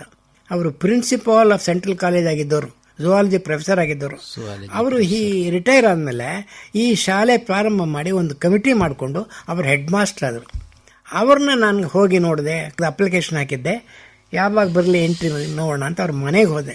ಅವರು ನನ್ನ ನೋಡಿದ್ರು. ಯಾರು ಅಂತಂದರೆ ನಾನು ಜಿ ವೆಂಕಟ ಸುಬ್ಬಯ್ಯ ಅಂದೆ. ಓ, ಅಲ್ಲಿ ಕೂತಿರಿ ಬರ್ತೀನಿ ಅಂತೇಳಿ ಮನೆ ಮುಂದೆ ಪಾರ್ಕ್ ಇತ್ತು, ಅಲ್ಲಿ ಕುರ್ಚಿ 2-3 ಹಾಕಿದ್ರು. ಕೂರಿಸಿ ಸ್ವಲ್ಪ ಹೊತ್ತು ಹೋಗಿ ಮನೆಗೆ ಹೋಗಿ ಒಳಗಡೆ ತಾವು ಬಂದು ಕೂತ್ಕೊಂಡ್ರು. 2 ಕಪ್ ಕಾಫಿ ಕುಡಿದ್ರು, ನನಗೂ ಕೊಟ್ಟರು, ಅವ್ರು ಕೊಟ್ಟರು. ನಂಗೆ ಆಶ್ಚರ್ಯ ಆಯಿತು, ಕಾಫಿ ಕೊಡ್ತಾರಲ್ಲ ಅಂತ. ನೀವು ಮೈಸೂರಿಂದ ಬಂದಿದ್ದಾನೆ? ಹೌದು ಅಂತ. ಹೇಗಿದೆ ಮೈಸೂರು ಮಹಾರಾಜ ಕಾಲೇಜು ಅಂತ ಕೇಳಿ ಅಂದರೆ ತಕ್ಷಣ ಗೊತ್ತಾಯಿತು ಸರ್ಟಿಫಿಕೇಟ್ಸ್ ಓದಿದ್ದಾರೆ ಅಂತ, ಅದು ನೋಡಿದ್ದಾರೆ ಅಂತ ಗೊತ್ತಾಯಿತು. ಆಮೇಲೆ ರಾಳ ವಿಚಾರ ಕೇಳಿದ್ರು, ಆಮೇಲೆ ನರಸಿಂಹಶಾಸ್ತ್ರಿಗಳ ವಿಚಾರ ಕೇಳಿದ್ರು, ವೆಂಕಣ್ಣಯ್ಯನವ್ರ ವಿಚಾರ ಕೇಳಿದ್ರು, ಬೇಕಾಷ್ಟು ಮಾತಾಡ್ತಾ ಇದ್ರು. ಆಮೇಲೆ ಅವರು ಸಂಸ್ಕೃತ ವಿದ್ವಾಂಸರಾಗಿದ್ದರು. ನನಗೆ ಆಶ್ಚರ್ಯ ಆಯಿತು. ನೀವು ಕನ್ನಡ ಓದಿದ್ದೀರಿ, ಸಂಸ್ಕೃತನ ಓದಿದಿರೋ ಅಂತ. ಹೌದು, ನಾನು ಸಂಸ್ಕೃತ ಓದಿದ್ದೀನಿ, ನಾನು ಆಪ್ಷನ್ ಸಂಸ್ಕೃತ ತಗೊಂಡಿದ್ದೆ, ಸ್ವಲ್ಪ ಬರುತ್ತೆ ಅಂತಂದೆ. ಹಾಗಾದ್ರೆ ಶಾಕುಂತಲ ನಾವು ನೋಡಿರ್ಬೇಕು, ಸಂಸ್ಕೃತದಲ್ಲೇ ಓದಿದ್ದೀನಿ. ಒಂದು ವಿಚಿತ್ರವಾದ ಪದ್ಯ ಬರುತ್ತೆ, ಜ್ಞಾಪಕ ಇದೆ ನಿಮಗೆ ಅಂತ ಹೇಳಿದ್ರು. ಯಾವುದು ಅಂತಂದೆ. ಪರ್ಯುತ್ಸುಖಿ ಭವತಿ ಸುಖಿತೋಪಿ ಜಂತು. ಜ್ಞಾಪಕ ಇದೆ ಸರ್ ಆ ಪದ್ಯ ಅಂತ ಹೇಳಿ ನಾನು ಹೇಳಿದೆ ಆ ಪದ್ಯನ. ಅದರ ಅರ್ಥ ಗೊತ್ತೇ ನಿಮಗೆ ಅಂತ ಹೇಳಿದ್ರು. ಗೊತ್ತು ಅಂತ ಹೇಳಿ ನಾನು ವರ್ಣನೆ ಮಾಡಿದೆ. ಒಳ್ಳೆ ಸಂಗೀತ ಕೇಳಿದ್ರೆ, ಒಳ್ಳೆ ದೃಶ್ಯ ನೋಡಿದ್ರೆ ಅದು ಇದ್ದಕ್ಕಿದ್ದಾಗೆ ಏನೋ ಜ್ಞಾಪಕ ಬರುತ್ತೆ. ಅದರಲ್ಲಿ ಪರ್ಯುತ್ಸುಖಿ ಜಗದಂತು ಜನನಾಂತರ ಸೌಕೃದಾಣಿ, ಹಳೇ ಜನ್ಮಗಳ ಕಥೆ ಜ್ಞಾಪಕ ಬಂದು ಪರ್ಯುತ್ಸುಖ ಬರುತ್ತೆ. ಅದು ಏನು ಅಂತ ಕೇಳಿದ್ರು. ನಮ್ಮ ಮೇಷ್ಟ್ರುಗಳು ಏನು ಹೇಳ್ಕೊಡಿದ್ರು ಅಷ್ಟು ಮಾತ್ರ ಹೇಳ್ತಿದ್ದಾರೆ. ಅವರೂ ಹೇಳ್ತಿದ್ರು. ಇಲ್ಲಿರ್ತಕ್ಕ ಸಂಪೂರ್ಣ ಅರ್ಥ ಏನು ಅಂತ ನಮಗೂ ಗೊತ್ತಿಲ್ಲ. ಆದರೆ ನಿಜ, ರಮ್ಯಾಣಿ ವೀಕ್ಷ ನಿಶಮ್ಯ ಶಬ್ದ ಅಂತ ಇದೆ. ಒಳ್ಳೆ ಸಂಗೀತ ಕೇಳಿದ್ರೆ, ಆಮೇಲೆ ರಮ್ಯಾಣಿ ವೀಕ್ಷ, ಒಳ್ಳೆ ದೃಶ್ಯ ಕಣ್ಣಿಗೆ ಕಂಡ್ರೆ, ಒಳ್ಳೆ ಸಂಗೀತ ಕಿವಿಗೆ ಬಿದ್ರೆ, ಪರ್ಯುತ್ಸುಕೋಪಿ, ಯಾಕೆ ಇಂಥ ದುಃಖ ಯಾಕೆ ಬರ್ಬೇಕು ಅವನಿಗೆ, ಜನನಾಂತರ ಸೌಕೃತ ಅನ್ನ ಈಗಿಂದಲ್ಲ ಇನ್ಯಾವುದೋ ಜ್ಞಾಪಕ ಬರುತ್ತೆ ಅಂತ ಹೇಳ್ತಾನಲ್ಲ. ಎಂಥ ಪ್ರಶ್ನೆ ಇದು! ಇದು ಸಂಸ್ಕೃತ PhD ಮಾಡೋರಿಗೆ ಕೇಳೋ ಪ್ರಶ್ನೆ ಇದು. ನಾನು ಹೇಳಿದೆ, ನನಗೆ ಗೊತ್ತಿರೋದು ಇಷ್ಟು, ನಾವು ವರ್ಣನೆ ಮಾಡಲಾಗದಂತ ಯಾವುದೋ ಒಂದು ಅನುಭವ ಬರುತ್ತೆ, ಅದರಲ್ಲಿ ದುಃಖ ಬಂದೇ ಬರುತ್ತೆ. ಅಂದರೆ ಒಳ್ಳೆ ಸಂಗೀತ ಕೇಳದ್ದು ನೆನಪಿಗೆ ಬರುತ್ತೆ, ಈಗ ಕೇಳೋಕ್ಕಾಗಲ್ವಲ್ಲ, ಈಗ ಇಲ್ವಲ್ಲ, ಅಂಥದ್ದು ಇಲ್ವಲ್ಲ ಅಂತ ದುಃಖ ಆಗುತ್ತೆ. ದೃಶ್ಯನೂ ಅಷ್ಟೇ, ಹೊರಟೋಗ್ಬಿಡುತ್ತೆ ಅದು. ಅಂಥ ದೃಶ್ಯ ಜ್ಞಾಪಕ ಇರುತ್ತೆ, ಚಿತ್ರಪಟ ಇದೆ, ಅದು ಕಣ್ಣಿಗೆ ಕಂಡಾಗಿರುತ್ತೆ, ಚಿತ್ರದಲ್ಲಿರುತ್ತೆ, ಹೊರಟೋಗುತ್ತೆ. ಅದು ಬೇಗ ಇರಲ್ವಲ್ಲ ಅಂತ ಸಂಕಟ ಇರುತ್ತೆ ಅದರಲ್ಲಿಂದೆ. ಪರವಾಗಿಲ್ಲ, ಚೆನ್ನಾಗಿದೆ ಅಂಥೇಳಿ ಆಮೇಲೆ ಆಯಿತು. ಒಂದು ಅರ್ಧ ಗಂಟೆ ಮಾತಾಡ್ತಾ ಇದ್ದನ್ನ, ಯಾವಾಗ ಬರ್ಬೇಕು ಸರ್ ಇಂಟರ್ವ್ಯೂಗೆ ಅಂದೆ. Your interview is over, come and join the school. ಜಾಂಡ್ರು ಹೀಗೆ ಮೇಸ್ಟ್ ಅದೇ. ಅವರು ನಾ ಹೋದ್ಮೇಲೆ ನಂಗೆ ಒಂದು ಲೆಟ್ರ್ ಕೊಟ್ಟರು, ಅವರ ಅಪಾಯಿಂಟೆಡ್ ಅಂತ. ಆಶ್ಚರ್ಯ ಏನು ಅಂದರೆ, ಕಾಲೇಜಲ್ಲಿ ಬರ್ತಾ ಇದ್ದ ಸಂಬಳಕ್ಕಿಂತ 8 ರೂಪಾಯಿ ಹೆಚ್ಚು ಸಂಬಳ. ಅದು 48 ರೂಪಾಯಿ ಕೊಟ್ಟರು ನನಗೆ. ಕಾಲೇಜ್ ಮೇಸ್ಟ್ರ್ ಆಗಿದ್ದವನು ನೀನು, ಯು ಹ್ಯಾವ್ ಎಕ್ಸ್ಪೀರಿಯನ್ಸ್ ಅಂತ 8 ರೂಪಾಯಿ ಸಂಬಳ ಜಾಸ್ತಿ ಕೊಟ್ಟರು. ಅವರು ಮೇಸ್ಟ್ರ್ ಆಗಿದ್ದವರು, ಮೇಸ್ಟ್ರ ಕಷ್ಟ ಗೊತ್ತಿರೋರು, ಅದಕ್ಕೋಸ್ಕರ ಕೊಟ್ಟರು. ಅದು ತುಂಬಾ ಸಂತೋಷದ ಕಾಲ ನನಗೆ. 2 ವರ್ಷ ಸ್ಕೂಲಲ್ಲಿ ನಾನು ಇಂಗ್ಲಿಷ್ ಪಾಠ ಮಾಡಬೇಕಾಗಿ ಬಂತು. I become A very popular English teacher. 2ನೇ ವರ್ಷದಲ್ಲಿ ನಾನು ಫಸ್ಟ್ ಇಯರ್ಲಿ ಗ್ರಾಮರ್ ಪಾಠ ಮಾಡ್ತಾ ಇದ್ದ ಕ್ಲಾಸ್ಗೆ 5th ಫಾರಂ ಬಂದಾಗ ಆ ಗ್ರಾಮರ್ಗೆ ಇನ್ನೊಬ್ಬ ಮೇಸ್ಟ್ರನ್ನ ಹಾಕಿದ್ರು. ಅವಾಗ the student struck work we want Venkatesh back ಅಂತ ಹೇಳಿ ನನ್ನ ಕೇಳಿದ್ರು. ಕನ್ನಡ ಮೇಸ್ಟ್ರಿಗೆ ಇಷ್ಟೆಲ್ಲ ಸೌಭಾಗ್ಯ. ಚೆನ್ನಾಗಿತ್ತು. ಆಮೇಲಿಂದ ನಾವು ಕೆಲವು ಮೇಷ್ಟ್ರು ಸೇರಿಕೊಂಡು, ಇದು ನಾನು MA ಮಾಡಿದ್ದೆ. MA ಮಾಡಿದ ಇನ್ನೊಂದು 3 ಜನ ಇದ್ರು. ಅವರು ಹೈಸ್ಕೂಲ್ ಪ್ರಯೋಜನವಿಲ್ಲ, ಏನಾದ್ರು ಮಾಡಿ ಪ್ರೈವೇಟ್ ಕಾಲೇಜ್ ಶುರು ಮಾಡಬೇಕು ಅಂತ 3 ವರ್ಷ ಕಷ್ಟಪಟ್ಟು ಫೌಂಡರ್ ಮೆಂಬರ್ಸ್ ಅದೇ ಕಾಲೇಜ್ ಆದ್ರು. ಆವಾಗ ಜಾಗ ಹುಡುಕಿ ನಾನು VT ಶ್ರೀನಿವಾಸನ್ ತುಂಬಾ ಓಡಾಡಿ ಸರ್ಕಾರ ಒಪ್ಕೊಂತು 3 ಕಾಲೇಜುಗಳು ಶುರುವಾದವು. ನ್ಯಾಷನಲ್ ಕಾಲೇಜ್ ಒಂದು, ವಿಜಯ ಕಾಲೇಜ್ ಒಂದು, ಮೈಸೂರಲ್ಲಿ ಶಾರದಾ ವಿಲಾಸ್ ಕಾಲೇಜ್ ಒಂದು. ಈ 3 ಕಾಲೇಜ್ ಒಟ್ಟಿಗೆ ಪ್ರಾರಂಭ ಆದವು. ಅದು ನನ್ನ ಅದೃಷ್ಟಕ್ಕೆ ವಿಜಯ ಕಾಲೇಜ್ ಅಂತ ನಾನು ತಿಳ್ಕೊಂಡಿದ್ದೀನಿ. ಶಂಕರನಾರಾಯಣರಿಗೆ ಅದೃಷ್ಟಕ್ಕೆ ಶಾರದಾ ವಿಲಾಸ್ ಕಾಲೇಜ್ ಅನ್ಕೊಂಡಿದ್ದೀನಿ. ಅಲ್ಲಿ ನ್ಯಾಷನಲ್ ಕಾಲೇಜ್ ಕೃಷಿಶಾಸ್ತ್ರಿಗಳು ಆರಂಭ ಕೃಷಿಶಾಸ್ತ್ರಿಗಳು ಕನ್ನಡ ಪಾಠ ಮಾಡ್ತಾ ಇದ್ರು. ಹೀಗಾಗಿ ಆ ಕಾಲೇಜ್ ಸೇರಿದ ಮೇಲೆ I became very important for the college. ವೆಂಕಾಜರಾಯರವರು ಕಾಲೇಜಿನ ಸೆಕ್ರೆಟರಿ ಆಗಿದ್ರು. LS ವೆಂಕಾಜಿರಾವ್. ಅದನ್ನ ನನ್ನ ಕಂಡ್ರೆ ಅವ್ರಿಗೆ ಪರಮ ಪ್ರೀತಿ. ತಮ್ಮ ಮಗನ ಕಂಡ ಹಾಗೆ ಕಂಡ್ರು ಕೊನೆ ತನಕ. ನನಗೆ ಪ್ರಿನ್ಸಿಪಾಲ್ಗೆ ಏನಾದರೂ ಅನುಮಾನ ಬಂದರೆ ವೆಂಕಟ ಸುಬ್ಬಯ್ಯನ ಕೇಳಿ ಅಂತ ಹೇಳೋರು. ಹೀಗಾಗಿ I become A very important man in the college. ನನ್ನ ಮಾತಿಗೆ ತುಂಬಾ ಬೆಲೆ ಸಿಕ್ತು. ಹೀಗಾಗಿ ನನ್ನ ವಿಜಯ ಕಾಲೇಜಿನ ಜೀವನ ತುಂಬಾ ಸುಖಕರವಾದ ಜೀವನ. 6-7 ವರ್ಷ ಆದ್ಮೇಲೆ ಮೈಸೂರು ಮಹಾರಾಜ ಕಾಲೇಜಿನಲ್ಲಿ ಇನ್ನೊಂದು ಖಾಲಿ ಬಿತ್ತು. ಪುಟ್ಟಪ್ಪನವರು ಪ್ರೊಫೆಸರ್ ಆಗಿ ಬಂದ ಕಾಲ. ಅವಾಗ ಹೇಳಿ ಕಳಿಸಿದ್ರು, ನೀವು ವಾಪಸ್ ಬರ್ತೀರ, ಜಾಗ ಇದೆ ಅಂತ. ನಾನು ಅಲ್ಲಿ ಅಚ್ಚುಕಟ್ಟಾಗಿ ಸೆಟ್ಲ್ ಆಗಿದ್ದೆ. I did not want to change it. ಸ್ವಲ್ಪ ಕಾಲ ಮಹಾರಾಜಾಸ್ ಅಲ್ಲಿ ಇದ್ರಿ ಅಲ್ವೇ ತಾವು? ಅದೇ ಮೊದಲು ಅಲ್ಲೇ ಆರಂಭದಲ್ಲಿ ಇದೆ. ಅದೇ ರಾಘವಾಚಾರ್ಯ ಅದೇ ಹೇಳಿದ್ರಿ, ಇದ್ದೇನೆ ಅಲ್ಲಿ 4 ವರ್ಷ. ಅವಾಗಲೇ ನಿಮ್ಗೆ ಎಲ್ ಬಸವರಾಜ ಇವರೆಲ್ಲ ವಿದ್ಯಾರ್ಥಿಗಳಾಗಿ, ಬಸವರಾಜ ವಿದ್ಯಾರ್ಥಿ, KM ಕೃಷ್ಣ ವಿದ್ಯಾರ್ಥಿ, ಗೋವಿಂದರ ವಿದ್ಯಾರ್ಥಿ, ಜವರೇಗೌಡರು ವಿದ್ಯಾರ್ಥಿ ಆಗ್ಬೇಕಾಯ್ತು. ಒಂದ್ 6 ತಿಂಗಳು ಮುಂಚೆ ಆಗಿದ್ರೆ ಜವರೇಗೌಡ ಕೂಡ ಮೈ ಸ್ಟೂಡೆಂಟ್.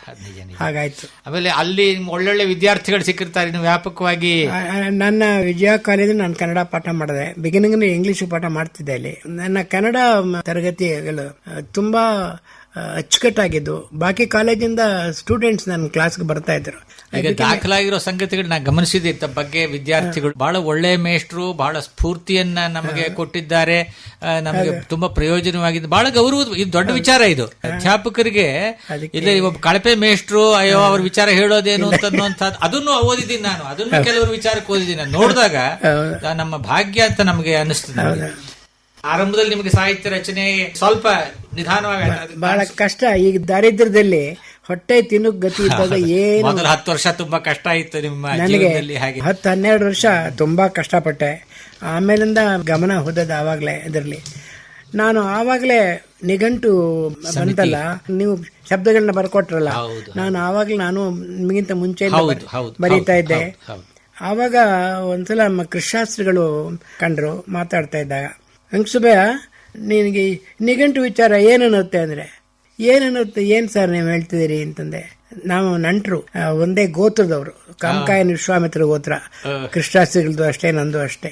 ಆದ್ರೆ ವಿಶ್ವಾಮಿತ್ರ ಗೋತ್ರ ಅಂತ ಅನ್ನೋದು ಕೃಷಿಶಾಸ್ತ್ರಗಳಿಗೆ ಅನ್ವಯ ಆಗುವಷ್ಟು ನಿಮಗೆ ಅನ್ವಯವಾಗೋದಿಲ್ಲ. ಅವ್ರ ಸ್ವಭಾವ ತಿಳಿದವರಿಗೆ ಖಂಡಿತವಾದಿ ಲೋಕ ವಿರೋಧಿ ಅನ್ನೋದು ಅವರಿಗೆ. ನೀವು ಯಾವತ್ತೂ ಆ ರೀತಿ ಇದ್ದವರೇ ಅಲ್ಲ. ಅದು ಅವರು ಎಂಥ ಹೊರಗಡೆ ಎಷ್ಟು ಗ್ರಫ್ ಆಗಿದ್ರು, ಅವರ ಅಂತರಂಗ ಅಷ್ಟೇ ಬೆಣ್ಣೆ ಅಂತ ಮನುಷ್ಯ ಆತ. ಆಮೇಲೆ ಏನು ಅಂತ ಕೇಳಿದ್ರು, ಏನ್ ಸರ್ ಅದು ಓದಾಗ ಹೊಸ ರೀತಿಯಲ್ಲಿ ಇನ್ನೊಂದು ಓದಾಗ ಆಗ್ತಾ ಇದ್ದೇನೆ ನನಗೆ ಅಂತ ಹೇಳಿದೆ. ಆಮೇಲಿಂದ ಯಾವುದೋ ಒಂದು ಅಮೃತ ಶ್ಲೋಕ, ಯಾತು ದಾನ ಪುಣ್ಯ ಜನೋ ಅಂದ್ರು, ನೈರುತೋ ಯಾತು ರಕ್ಷಸಿ ಅಂತ ನಾನು ಸೇರಿಸಿದೆ. ಓ, ಅಮ್ರ ಬರುತ್ತೆ ನಿನಗೆ ಹಾಗಾರೆ, ಚಿಕ್ಕಂದಲ್ಲಿ ಅಭ್ಯಾಸ ಆಗಿತ್ತಲ್ಲ. ಐಸಿ ಅಂತ ಹೇಳಿ ಅನ್ಕೊಂಡು, ನೀನು ಬರ್ತೀಯ ಮನೆ ಕಡೆ ಸ್ವಲ್ಪ ನೋಡ್ಬೇಕು ನಿನ್ನಿದಾನೆ. ಆಯ್ತು ಬರ್ತೀನಿ ಸರ್ ನನಗೆ ಅಂತಾರೆ ಅವರು. ನನಗೆ ಆಶ್ಚರ್ಯ ಆಗೋ ಹಾಗೆ, ನೋಡು ಈ ನಿಘಂಟು ಆಗ್ತಾ ಇದೆಯಲ್ಲ, ಇದು ನಮ್ಮ ಕಾಲದಲ್ಲಿ ಆಗೋಲ್ಲ. ಇದು ಮಾತು ಹೌದು, ಬಹಳ ಮಾರ್ಮಿಕವಾದ ಮಾತು. ಇದು ಖಂಡಿತ ಆಗೋಲ್ಲ. ಆಮೇಲೆ ನಮ್ಮ ಮುಂದೆ ತಗೋತಾರಲ್ಲ, ಇನ್ನು ಅವರ ಕಾಲದಲ್ಲಿ ಪೂರೈಸಿಲ್ಲ.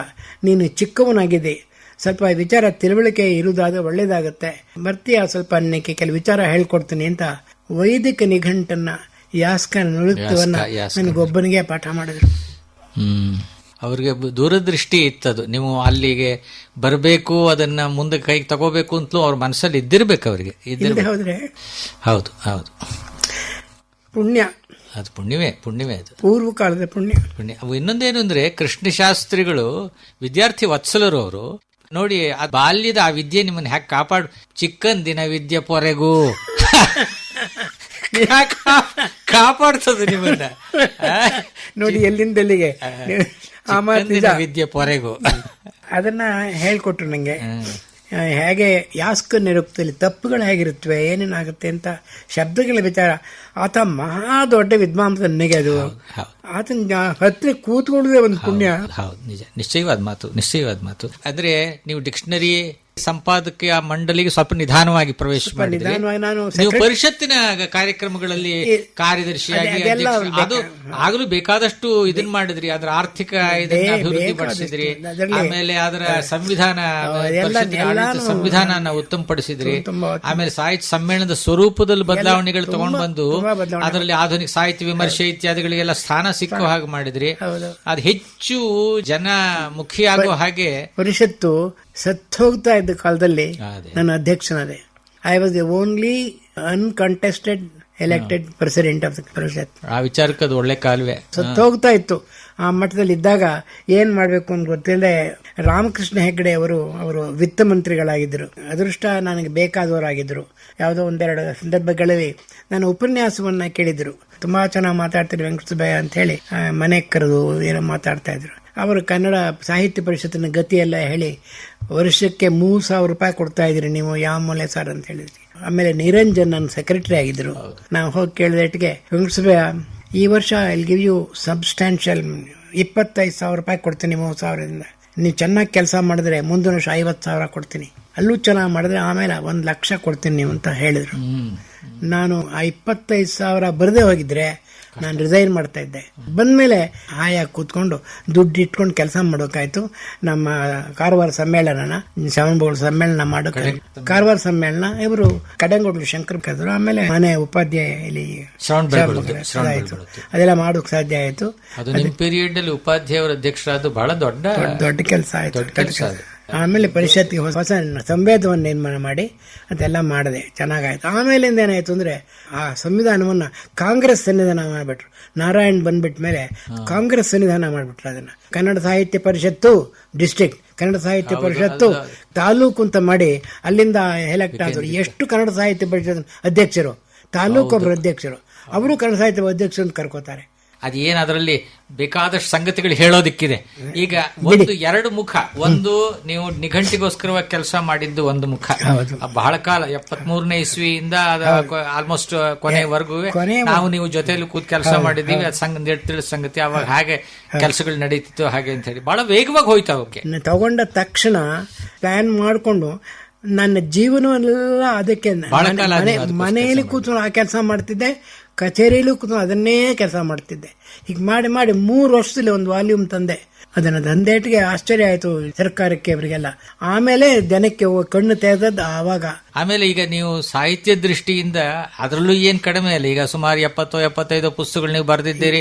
ಆಮೇಲೆ ಅದ್ರಲ್ಲಿ ವೈವಿಧ್ಯ, ಈಗ ಆಧುನಿಕ ಸಾಹಿತ್ಯ ನಿಮಗೆ ಇಷ್ಟವಾದ್ದು, ಪ್ರಾಚೀನ ಸಾಹಿತ್ಯ ಇಷ್ಟವಾದ್ದು, ವಿಮರ್ಶೆ ಬೇಕು, ಸಾಹಿತ್ಯ ಚರಿತ್ರೆ, ಶಾಸ್ತ್ರ ಭಾಗದ ಸಾಹಿತ್ಯ, ಗ್ರಂಥ ಸಂಪಾದನೆ, ಕಾವ್ಯ ಸಂಕಲನಗಳು, ಅನುವಾದಗಳು, ನಿಮಗೆ ಟ್ರಾನ್ಸ್ಲೇಷನ್ ನಿಮಗೊಂದು ನಚ್ಚು. ನಿಮಗೆ ಮೊದಲಿಂದಲೂ ಟ್ರಾನ್ಸ್ಲೇಷನ್ ಲೆಸನ್ಸ್ ಇತ್ಯಾದಿಗಳು ಶಾಸ್ತ್ರಕ್ಕೆ ಸಂಬಂಧಪಟ್ಟು ಮಾಡಿದ್ರಿ. ಮಕ್ಕಳ ಸಾಹಿತ್ಯ, ಶಬ್ದಾರ್ಥ ವಿಚಾರ, ನಿಘಂಟುಗಳ ರಚನೆ, ಸಂಶೋಧನೆ ವ್ಯಾಪಕವಾಗಿದೆ. ಇದೆಲ್ಲ ಬರೀ ಯಾವುದೋ ಒಂದು ಕ್ಷೇತ್ರ ಇಲ್ಲ, ಇದೆಲ್ಲವನ್ನು ಇಷ್ಟಪಟ್ಟಿದ್ದೀರಿ, ಪ್ರೀತಿಸಿದ್ದೀರಿ. ಅದರ ಬಗ್ಗೆ 4-6 ಗ್ರಂಥಗಳನ್ನು ರಚಿಸಿದ್ದೀರಿ. ಆಮೇಲೆ ಅದ್ರ ಬಗ್ಗೆ ಬಂದ ವಿಮರ್ಶೆಗಳನ್ನು ನಾನು ನೋಡಿದಾಗಲೂ ಬಹಳ ಹಾರ್ದಿಕವಾಗಿ, ಸಂತೋಷವಾಗಿ, ಆಮೇಲೆ ವಿಮರ್ಶಾತ್ಮಕ ಬರ್ದಿದ್ದಾರೆ. ಸುಮ್ಮನೆ ತೇಲಿಕೆ ಮಾತು ಏನೋ ಬರೆಯೋದಲ್ಲ, ತಕೊಂಡು ಅದನ್ನ ಥ್ರೆಡ್ ಬೇರ್ ಆಗಿ ಡಿಸ್ಕಸ್ ಮಾಡಿ ಬರೆದಿರೋದನ್ನು ನಾನು ಗಮನಿಸಿದ್ದೀನಿ. ಇದು ಮೆಚ್ಚಬೇಕಾದಂತಹ ಸಂಗತಿ. ಈ ಕ್ಷೇತ್ರಗಳೆಲ್ಲ ಬಹಳ ಇಷ್ಟವಾದ್ದು ಅಂತ ಅನ್ಸುತ್ತೆ ನನಗೆ. ಇಷ್ಟವಾದದ್ದು ನಿಮ್ಗೆ ಹೇಳ್ಬೇಕಾದ್ರೆ ಕಾವ್ಯನೇ. ನನಗೆ ಕಾವ್ಯ ಓದುದು, ಕಾವ್ಯ ವಿಮರ್ಶೆ ಮಾಡೋದು ಇರುವಷ್ಟು ಬಾಕಿ ಇದಿರಲಿಲ್ಲ.